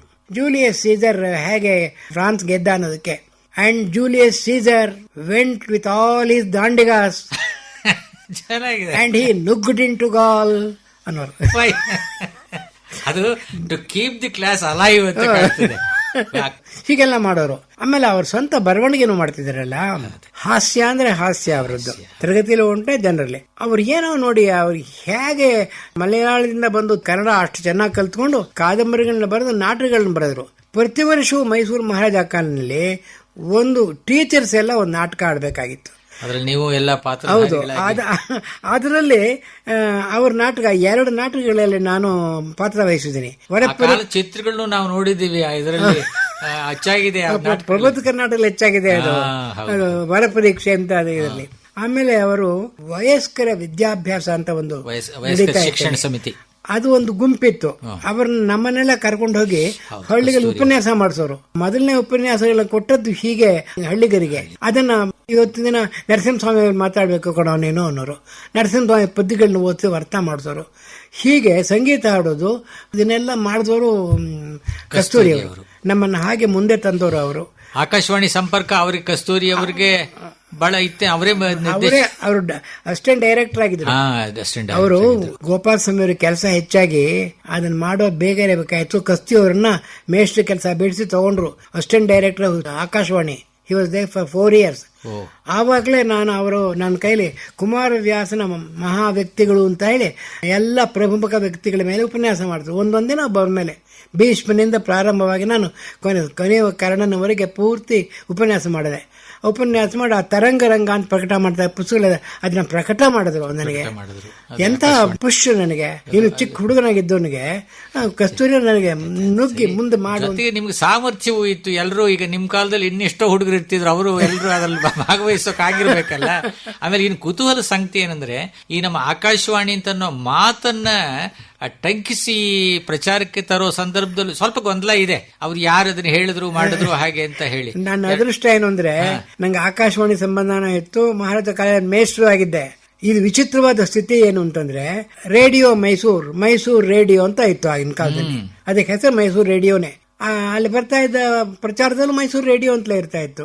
ಗೋಪಾಲ ಸ್ವಾಮಿ ಅವರಿಗೆ ಅದು ಹಿಡಿಸ್ಲಿಲ್ಲ. ಕನ್ನಡ ಹೆಸರು ಇಡಬೇಕು ಅಂತ ಆಸೆ ಆಯಿತು. ಅವರು ಕಸ್ತೂರಿ ಅವರು ಅಸಿಸ್ಟೆಂಟ್ ಡೈರೆಕ್ಟರ್ ಅವ್ರನ್ನ ಕರೆದು, ನೋಡಿ ಭಾಷಾಶಾಸ್ತ್ರಜ್ಞರಿದಾರೋ ನಿಮ್ಮಲ್ಲಿ, ಕನ್ನಡ ಸಂಸ್ಕೃತ ಅವರೆಲ್ಲ ಸೇರಿ ಕನ್ನಡಕ್ಕೊಂದು ಹೆಸರು ಬೇಕು ನಮಗೆ, ರೇಡಿಯೋಗೆ ಮಾಡ್ಕೊಂಬನ್ನಿ, ಅವ್ರು ಚರ್ಚೆ ಮಾಡಿ ತಗೊಂಬನ್ನಿ ಅಂತ ಕಸ್ತೂರಿನ ಹೇಳಿ ಕಳ್ಸಿದ್ರು. ಕಸ್ತೂರಿ ವಿಶಿಷ್ಟವಾಗಿ ಒಂದಿನ ಈ ಸೂಚನೆ ತಗೊಂಡ್ಬಂದು ಕಾಮನ್ ರೂಮ್ ಅಲ್ಲಿ ನಾವೆಲ್ಲ ಮೇಷ್ಟ್ರುಗಳಿದ್ದಾಗ ಆ ಮೇಷ್ಟ್ರುಗಳ ಜೊತೆ ನಾನು ಅತ್ಯಂತ ಚಿಕ್ಕ ದಿ ಯಂಗೆಸ್ಟ್ ಟೀಚರ್ TN ಶ್ರೀಕಂಠರು, ನರಸಿಂಹಾಚಾರ್ಯರು, ಶಿವರಾಮ್ ಶಾಸ್ತ್ರಿ, NS ನಾರಾಯಣ ಶಾಸ್ತ್ರಿಗಳು, ಆರ್ಲಪಳ್ಳಿ ಅನಂತ ಶರ್ಮರು ಎಲ್ಲ ಒಬ್ಬರಿಗಿಂತ ಒಬ್ಬರು ದೊಡ್ಡ ಪ್ರಚಂಡ ಪ್ರಕಾಂಡ ಪಂಡಿತರವರು. ಅವ್ರ ಮಧ್ಯೆ ಈ ಪ್ರಶ್ನೆ ತಂದು ಎತ್ತಾಕಿದ್ರು. ಹೇಳಿಗೆ ತಂದು ಈಡಾಡಿದನು ಕುಮಾರವ್ಯಾಸ ಭಾರತದಲ್ಲಿ. ಆಮೇಲೆ ಎಲ್ಲರೂ ಅವ್ರವ್ರಿಗೆ ಇಷ್ಟ ಬಂದದ್ದು ಏನೋ ನಾವು ಮಾತಾಡಿ ಎತ್ತಾಗೋ ಹೋಯ್ತು. ಕೊನೆಗೆ ಬಾನುಲಿ ಅಂತ ಒಂದು ಪದ ಮಾಡಿದ್ರು. ಬಾನ್ ಕನ್ನಡ, ಹುಲಿ ಕನ್ನಡ, ಬಾನುಲಿ. ಆಮೇಲೆ ಅಶರೀರವಾಣಿ ಒಂದು ಬಂತು. ಇದೆಲ್ಲ ಯಾಕೆ ಬೇರೆ ಹೆಸರಿಡಿ, ಒಂದು ಅಕ್ಷಯವಾಣಿ ಅಂತ ಯಾಕೆ ಇಡಬಾರದು ಅಂತ ಏನೇನೋ ಬಂತು. ಇದೆಲ್ಲ ಆಗ್ತಿದ್ದಾಗ ಕೇಳಿ ಕೇಳಿ ಕೇಳಿ ಚರ್ಚೆ ಆಯ್ತೆ ಹೊರತು ಕೊನೆಗೆ ಇನ್ನೇನು ಬೇಜಾರಾಗುತ್ತೆ ಅಂತ ಹೇಳಿ ಆರಳಪಳ್ಳಿ ಅಣ್ಣದ ಕೃಷ್ಣ ಅವರು ಆಕಾಶವಾಣಿ ಅನ್ನೋದು ತುಂಬಾ ಅಚ್ಚುಕಟ್ಟಾಗಿರುತ್ತೆ ಅಂದ್ರು. ಅಲ್ಲಿವರೆಗೆ ಆಕಾಶವಾಣಿ ಬಂದು ಅಶರೀರವಾಣಿ ಬಂದು ಹೊಟ್ಟೋಗಿತ್ತಲ್ಲ, ಹೋಗಿತ್ತು. ಅದು ಆಕಾಶವಾಣಿ ಹೊಳೆದಿರ್ಲಿಲ್ಲ. ಆಕಾಶವಾಣಿ ತುಂಬಾ ಚೆನ್ನಾಗಿದೆ ಅಂದ್ರು. ಕೂಡ್ಲೆ ವಿತೌಟ್ ಎ ಸೆಕೆಂಡ್ ಥಾಟ್ ಅಲ್ಲಿದ್ದವರೆಲ್ಲ ಇದು ಒಪ್ಕೊಂಡ್ಬಿಟ್ರು. ಆದ್ರಿಂದ ಆಕಾಶವಾಣಿ ಅನ್ನೋ ಹೆಸರು ಬಾಯಿಂದ ಬಂದದ್ದು ಅನಂತ ಕೃಷ್ಣರ ಬಾಯಿಂದ. ಆರಳಪಲ್ಲಿಯವರು ಸಂಸ್ಕೃತ, ತೆಲುಗು, ಪ್ರಾಕೃತ, ಇಂಗ್ಲಿಷ್ ಇದರಲ್ಲೆಲ್ಲ ಅದು ಜ್ಞಾನ ವೃದ್ಧ ಮತ್ತು ಅವ್ಯವೃದ್ಧ ಋಷಿ ಸಮಾನವಾದ ವ್ಯಕ್ತಿ ರಾಳ್ಪಳ್ಳಿ. ನನಗೆ ತೆಲುಗು ಪ್ರಾಕೃತ ಎರಡು ಹೇಳ್ಕೊಟ್ಟವ್ರು. ಎಲ್ಲರೂ ಒಪ್ಕೊಂಡ ಮೇಲೆ ಕಸ್ತೂರಿಗೆ ಅನುಕೂಲ ಆಯ್ತು. ಇದನ್ನು ಹೋಗಿ ಅವ್ರಿಗೆ ಗೋಪಾಲ ಸ್ವಾಮಿಗೆ ಹೇಳಿದ್ರು. ಗೋಪಾಲ ಸ್ವಾಮಿ ಕೂಡ್ಲೇ ಒಪ್ಕೊಂಡ್ರು ಅದನ್ನ. ಅದಾದ್ಮೇಲೆ ಸರ್ಕಾರಕ್ಕೆ ಬರೆದು ಒಪ್ಪಿಗೆ ಆಯ್ತು. ಏನಾಯ್ತು, ಅನಂತ ಕೃಷ್ಣ ಹೇಳಿದ್ರು, ಕಸ್ತೂರಿ ಪ್ರಚಾರ ಮಾಡಿದ್ರು, MV ಗೋಪಾಲ ಸ್ವಾಮಿ ಒಪ್ಪಿ ಅದನ್ನ ಸರ್ಕಾರಕ್ಕೆ ಬರೆದ್ರು. ಅವಾಗ MA Srinivasan was in charge of it. MA Srinivasan approve ಮಾಡಿದ್ರು. MA ಶ್ರೀನಿವಾಸನ್ ಅವರ ಆಟೋಬಯೋಗ್ರಫಿ ನಲ್ಲಿ I gave the name Akashvani ಬರ್ಕೊಂಡಿದ್ದಾರೆ. ಐ ಗೇವ್ ಅಂದ್ರೆ ಒಂದ್ ರೀತಿಯಿಂದ ಯಾಕೆಂದ್ರೆ ಅವ್ರು ಅಧಿಕೃತಗೊಳಿಸಿದ್ರು ಅಲ್ಲಿ ಯಾರು ನಿಜ. ಆದ್ರೆ ಐ ಗೇವ್ ದಿ ನೇಮ್ ಅಂತ ಹೇಳಿದ್ರೆ ಕಥೆ ಗೊತ್ತಾಯ್ತಲ್ಲ ನಿಮಗೆ. ಖಂಡಿತವಾಗಿ ಪ್ರತ್ಯಕ್ಷದರ್ಶಿ ಆದ್ರಿಂದ ಲಿವಿಂಗ್ ವಿಟ್ನೆಸ್. ಆದ್ರಿಂದ ಅದ್ರ ಬಗ್ಗೆ ಅನುಮಾನ ಅನಾವಶ್ಯಕ ಹಾಗೆ ಅಂತ ನೀವು ಹೇಳ್ತೀರಿ ಸರ್. ಇನ್ನು ಕೊನೆಯದಾಗಿ ನೋಡಿ, ಈಗ ನೀವು 98ಕ್ಕೆ ಬರ್ತಾ ಇದ್ದೀರಿ. ನಮ್ ಭಾಗ್ಯ ಈಗ 125ವರೆಗೂ ಜರುಗಲಿ, ಅಥವಾ ಮುಂದಕ್ಕೆ ಸಾಧ್ಯವಾದ್ರೆ ಇನ್ನೂ ಮುಂದಕ್ಕೆ ಜರುಗಲಿ. ಯಾಕಂದ್ರೆ ನಾವು ಇರೋದಾಗ್ಬೇಕಲ್ಲ 125. ನಾವ್ ಇದನ್ನೆಲ್ಲ ನೋಡಿ ಸಂತೋಷ ಪಡ್ಬೇಕಲ್ಲ. ಇರ್ತೀರಿ ನೀವು, ಅಗತ್ಯವಾಗಿ ಇರ್ತೀರಿ. ಆಮೇಲೆ ನೋಡಿ, ಈಗ ನಿಮ್ಗೆ ಜ್ಞಾಪಕ ಶಕ್ತಿ ಚೆನ್ನಾಗಿದೆ, ವಾಕ್ ಶಕ್ತಿ ಚೆನ್ನಾಗಿದೆ, ಆಮೇಲೆ ತರ್ಕಬದ್ಧತೆ ಇದೆ ನಿಮ್ಮ ಮಾತಿನಲ್ಲಿ. ಒಂದು ಸೌಭಾಗ್ಯ ಇದು. ಈಗ ನಿಮ್ಮಂಥವ್ರ ಒಡನಾಟದಲ್ಲಿ ನಾವು, ನನಗೂ ವಯಸ್ಸಾಗ್ತಾ ಇದೆ, ಆದ್ರೆ ನಿಮ್ಮ ಎದುರಿಗೆ ನಾನು ಚಿರಂಜೀವಿ ಅಂತ ಹೇಳಿ ನಮ್ಮ ಎದುರಿಗೆ ನಾನು ಕೂತಿರೋದು, ಮತ್ತೆ ನಿಮ್ಮನ್ನ ಗೌರವಿಸೋದಕ್ಕೆ ಒಂದು ಅವಕಾಶ ನನಗಿದೆಯಲ್ಲ, ಇದೇ ದೊಡ್ಡ ಸಂಗತಿ ನನಗೆ. ಸರಳವಾದ ಪ್ರಶ್ನೆ, ದೀರ್ಘಾಯುಷ್ಯದ ಗುಟ್ಟು ಅಂತ ನಾವು ಮಾತು ಸಾಮಾನ್ಯವಾಗಿ ಹೇಳ್ತಾ ಇರ್ತಾರೆ. ಒಂದು ನೀವೇನಂದ್ರೆ ಎಲ್ಲರನ್ನೂ ಪ್ರೀತಿಸ್ತೀರಿ, ಲವಲವಿಕೆಯಿಂದ ಇರ್ತೀರಿ, ನಿಮ್ಮ ಆತಿಥ್ಯವನ್ನ ಎಲ್ಲರೂ ಕೊಂಡಾಡ್ತಾರೆ. ಈಗ ನನಗೆ ಅನುಭವ ಆಗಿ ನಿಮ್ಮ ಮನೆಗೆ ಬಂದ್ರೆ ಹೊರಗಡೆ ಬಾಗಿಲಲ್ಲಿ ಕಾದಿದ್ದು ದಯಮಾಡಿಸಿ ಅಂತ ಹೇಳಿ ಕರ್ಕೊಂಡು ಹೋಗ್ತೀರಿ, ನಮ್ಮಂತ ಚಿಕ್ಕವರು ನೀವು. ಆಮೇಲೆ ಮನೆಯಲ್ಲಿ ಪ್ರೀತಿಯಿಂದ ಅನ್ಸುತ್ತೆ ನೀವು, ನಿಮ್ಮ ಮನೆಯವರು ನಿಮ್ಮ ಜೊತೆಗೆ ತುಂಬಾ ಚೆನ್ನಾಗಿ ಒಳ್ಳೆಯ ಬೆಂಬಲ, ಅದು ದೊಡ್ಡ ಅದೃಷ್ಟ. ನಿಮ್ಮ ಒಡನೆ ಇರೋದು, ನಿಮಗೆ ಬೆಂಬಲ ಕೊಡ್ತಕ್ಕಂಥದ್ದು ಅದೃಷ್ಟ ಆಯ್ತು. ಆದ್ರಿಂದ ಇದೆಲ್ಲ ಸೇರಿ ಕಾಂಪ್ಲಿಮೆಂಟ್ರಿ ಒಂದು ಇನ್ನೊಂದನ್ನು ಪೋಷಿಸ್ತಾ ಬಂದಿದೆ ಹಾಗೆ ನನಗೆ ಅನಿಸ್ತದೆ. ಇದು ನಿಜವಾಗಿ ನೋಡಿದ್ರೆ ನಾನು ಹೀಗೆ ಬದುಕಬೇಕು ಅಂತ ಏನೂ ಮಾಡ್ತಾ ಇಲ್ಲ. ನಿಜ, ಇದು ಬದುಕಬೇಕು ಅಂತ ಮಾಡಿದ್ರೆ ಬದುಕೋಕ್ಕಾಗುತ್ತೋ ಇಲ್ಲೋ ಗೊತ್ತಿಲ್ಲ. ಇದು ನಮ್ಮ ತಾಯಿ 107 ವರ್ಷ ಬದುಕಿದ್ರು, ನಮ್ಮ ತಂದೆ 90 ವರ್ಷ ಬದುಕಿದ್ರು. ಇದು ಲಾಂಗ್ ಲಿವಿಂಗ್ ಅನ್ನೋದು ಜೀನ್ಸ್, ಇದು ರಕ್ತಗತವಾಗಿ ನನಗೆ ಆ ಶಕ್ತಿ ಬಂದಿದೆ ಅನ್ನೋ ಕಾಣುತ್ತೆ. ಎಲ್ರಿಗೂ ಬರದೇ ಹೋದ್ರೆ ಅದ ಯಾಕಾಗಲ್ವೇನೋ ಕೆಡ್ಸ್ಕೊಂಡಿರ್ಬೋದು. ಅವರು ಯಾಕೆ ಬದುಕಲಿಲ್ಲ ಅಂದ್ರೆ ಇತರರು ಏನೋ ಕೆಡ್ಸ್ಕೊಂಡಿರ್ತಾರೆ. ನಾನು ನನ್ನ ಜೀವನದಲ್ಲಿ ನನ್ನ ಆರೋಗ್ಯವನ್ನು ಯಾವಾಗಲೂ ಕೆಡಿಸ್ಕೊಂಡಿಲ್ಲ. ನಾನು ಹೆಂಡ ಕುಡ್ದಿಲ್ಲ, ಜೂಜ್ ಆಡಿಲ್ಲ, ನೆಶಾ ಕೂಡ ಹಾಕಿಲ್ಲ, ನಾನು ಸಿಗರೇಟ್ ಆಮೇಲೆ ಹೊರಗಡೆ ವಾಕಿಂಗು ಇತ್ಯಾದಿಗಳನ್ನು ಈಗಲೂ ನೀವು ಇಟ್ಕೊಂಡಿದ್ದೀರಿ. ಆಮೇಲೆ ಮಾತುಕತೆಗಳು ಇದೆಲ್ಲ ಇಟ್ಕೊಂಡಿದ್ದೀರಿ. ಅದಕ್ಕಿಂತ ಹೆಚ್ಚಾಗಿ ನನಗೆ ಇನ್ನೊಬ್ಬರನ್ನ ಕಂಡ್ರೆ ಅಸೂಯೆ ಅನ್ನೋದು ಇಷ್ಟು ಇಲ್ಲ ನನಗೆ. ಯಾಕೆಂದ್ರೆ ನಮ್ಮ ತಂದೆ ಹೇಳ್ಕೊಟ್ಟದ್ದು ಒಂದುಂಟು, ಏನು ಅಂದ್ರೆ ಅವರವ್ರ ಕೆಲಸದಿಂದ ಅವರವರ ಹಿರಿಮೆ ಬರುತ್ತಪ್ಪ, ಅವರವ್ರ ಕೆಲಸದ ಅವ್ರ ದುಡ್ಡು ಬರುತ್ತೆ, ಅದನ್ನ ಹಾಗಂತ ತಿಳ್ಕೊಬಾರ್ದು. ನಿನಗೆ ಏನೋ ನಿನ್ನ ಶಕ್ತಿ ಏನಿದೆಯೋ ಅಷ್ಟೇ ನಿಂಗೆ ಬಂದಿದೆ, ಅಷ್ಟೇ ತೃಪ್ತಿ ಇರಬೇಕು ಅಂತ ಹೇಳ್ಕೊಟ್ಟಿದ್ದಾರೆ. ಅದು ನನ್ನ ಜೀವನದ ಸಂಪೂರ್ಣ ನಂಬಿಕೆ ಇತ್ತು. ನಮ್ಮ ತಂದೆ ಹಾಗೆ ಬದುಕಿದ್ರು. ಅವರು ರಿಟೈರ್ ಆದಾಗ 35 ರೂಪಾಯಿ ಪೆನ್ಷನ್. ಆ 35 ರೂಪಾಯಿ 9 ಜನ ಮಕ್ಕಳನ್ನು ಕಾಪಾಡಿದ್ರು ಅವರು. ಆದ್ರೆ ಪ್ರತಿನಿತ್ಯ ತುಪ್ಪ ತಪ್ಪಿಸ್ಲಿಲ್ಲ. ಅದಕ್ಕಿಂತ ಏನ್ ಬೇಕು. ಆಮೇಲೆ ಅದು ನೀವು ಹೇಳೋದಕ್ಕೆ ಅದು ಅವರು 90 ವರ್ಷದಷ್ಟು, ಇವರು 107 ವರ್ಷದಷ್ಟು, ಅದು ಏನು ಅಸಾಧಾರಣವಾದ ಸಾಧನೆ. ಯಾಕ ಎಲ್ಲ ಒಟ್ಟಿಗೆ ಸೇರಿದೆ ಅಂತ ನನಗನ್ನಿಸ್ತದೆ ಎಲ್ಲ ಸೇರ್ಕೊಂಡು ಇದು. ಆಮೇಲೆ ನಾವು ಬಹಳ ಬೇಗ ನಿಮ್ಮ 100ರ ಹಬ್ಬವನ್ನು ನಾವು ನೋಡಬೇಕು ಅಂತ ಆಸೆ. ಅದರಲ್ಲಿ ನಾವು ಸಂತೋಷದಿಂದ ಭಾಗವಹಿಸಬೇಕು, ಸಂಭ್ರಮವಾಗಿ ಆಚರಿಸಬೇಕು. ಅದಕ್ಕಿಂತ ಇನ್ನು ದೊಡ್ಡ ಭಾಗ್ಯ ಇನ್ನೇನಿದೆ? ಎಲ್ಲ ಪರಮಾತ್ಮನ ಲೀಲೆ ಸ್ವಾಮಿ. ಅಗತ್ಯವಾಗಿ ಅದು ಕೊನೆ ಮಾತದು, ಅದು ಅಷ್ಟೇ. ಅದು ಸರಿ, ಅದು ಎಲ್ಲಿ ತನಕ ಇರುವಂತಾನೋ ಅಲ್ಲಿ ತನಕ ಮಾತು ನಿಜ. ಆದ್ರೆ ನೀವು ಈಗಲೂ ಹುಡುಗರಾಗಿದ್ದೀರಿ ಸರ್. ನಮ್ಮ ಲಕ್ಷ್ಮೀನಾರಾಯಣ ಭಟ್ರು ಹೇಳಲಿಲ್ವೇ, ನಾವೆಲ್ಲ ಒಂದ್ಸರಿ ಸೇರಿ ಮಿಥಿಕ್ ಸೊಸೈಟಿನಲ್ಲಿ ಸೇರಿದಾಗ ನಮ್ಗೆಲ್ಲರಿಗಿಂತ ವೆಂಕಟಸುಬ್ಬಯ್ಯ ಅನ್ನೋ ತುಂಬಾ ಚಿಕ್ಕವರು ಅಂತ ಅವ್ರು ಹೇಳಿದ್ರು. ನಮ್ಗೆಲ್ಲ ವೆಂಕಟಸುಬ್ಬಯ್ಯ ತುಂಬಾ ಚಿಕ್ಕವರು. ನಮ್ಮ ಆಯುಷ್ಯನೆಲ್ಲ ಕೂಡ್ಸಿದ್ರೆ ಚಿಕ್ಕವರೇ. ತುಂಬಾ ಸಂತೋಷ ಸರ್. ಇಲ್ಲಿವರೆಗೆ ಒಂದು ರೀತಿಯ ಸರಸವಾದ ಮಾತು. ತುಂಬಾ ಪ್ರೀತಿಯಿಂದ ಪ್ರಶ್ನೆಗಳನ್ನ ಕೇಳಿದಿರಿ ನೀವು. ಇಷ್ಟೊಂದು ಸಹೃದಯದಿಂದ ನನ್ನ ಕುರಿತು ಮಾತಾಡಿದಿರಿ. ಜನ ಇದನ್ನು ಕೇಳಿದ್ರೆ ನಿಜವಾಗಿಯೂ ವೆಂಕಟಸುಬ್ಬಯ್ಯನವರು ಎಂತ ವ್ಯಕ್ತಿನೇ ಅನ್ನೋ ಹಾಗೆ ನೀವು ಮಾತಾಡಿದಿರಿ. ತುಂಬಾ ಕೃತಜ್ಞ ನಾನು. ತುಂಬಾ ಸಂತೋಷ ಸರ್. ಆಕಾಶವಾಣಿಯವರು ನಾನು ಕರೆದು ಮಾತಾಡ್ಸೋದಕ್ಕೆ ಅವರಿಗೂ ಕೂಡ ನಾನು ತುಂಬಾ ಕೃತಜ್ಞನಾಗಿದ್ದೀನಿ. ಇದುವರೆಗೂ ಹಿರಿಯ ಸಾಹಿತಿ ಪ್ರೊಫೆಸರ್ ಜಿ ವೆಂಕಟಸುಬ್ಬಯ್ಯ ಅವರೊಂದಿಗೆ ಸಂದರ್ಶನ ಕೇಳುತ್ತಿದ್ದರೆ ಸಂದರ್ಶಿಸಿದವರು ಪಂಪ ಪ್ರಶಸ್ತಿ ಪುರಸ್ಕೃತರಾದ ಡಾಕ್ಟರ್ ಟಿ.ವಿ. ವೆಂಕಟಾಚಲ ಶಾಸ್ತ್ರಿ ಅವರು. ಅಮೃತ ಸಿಂಚನ. ಮೈಸೂರು ಆಕಾಶವಾಣಿಯ ಅಮೃತ ಮಹೋತ್ಸವದ ಸಂದರ್ಭದಲ್ಲಿ ವಿಶೇಷ ಕಾರ್ಯಕ್ರಮ ಸರಣಿ ಕೇಳಿದಿರಿ.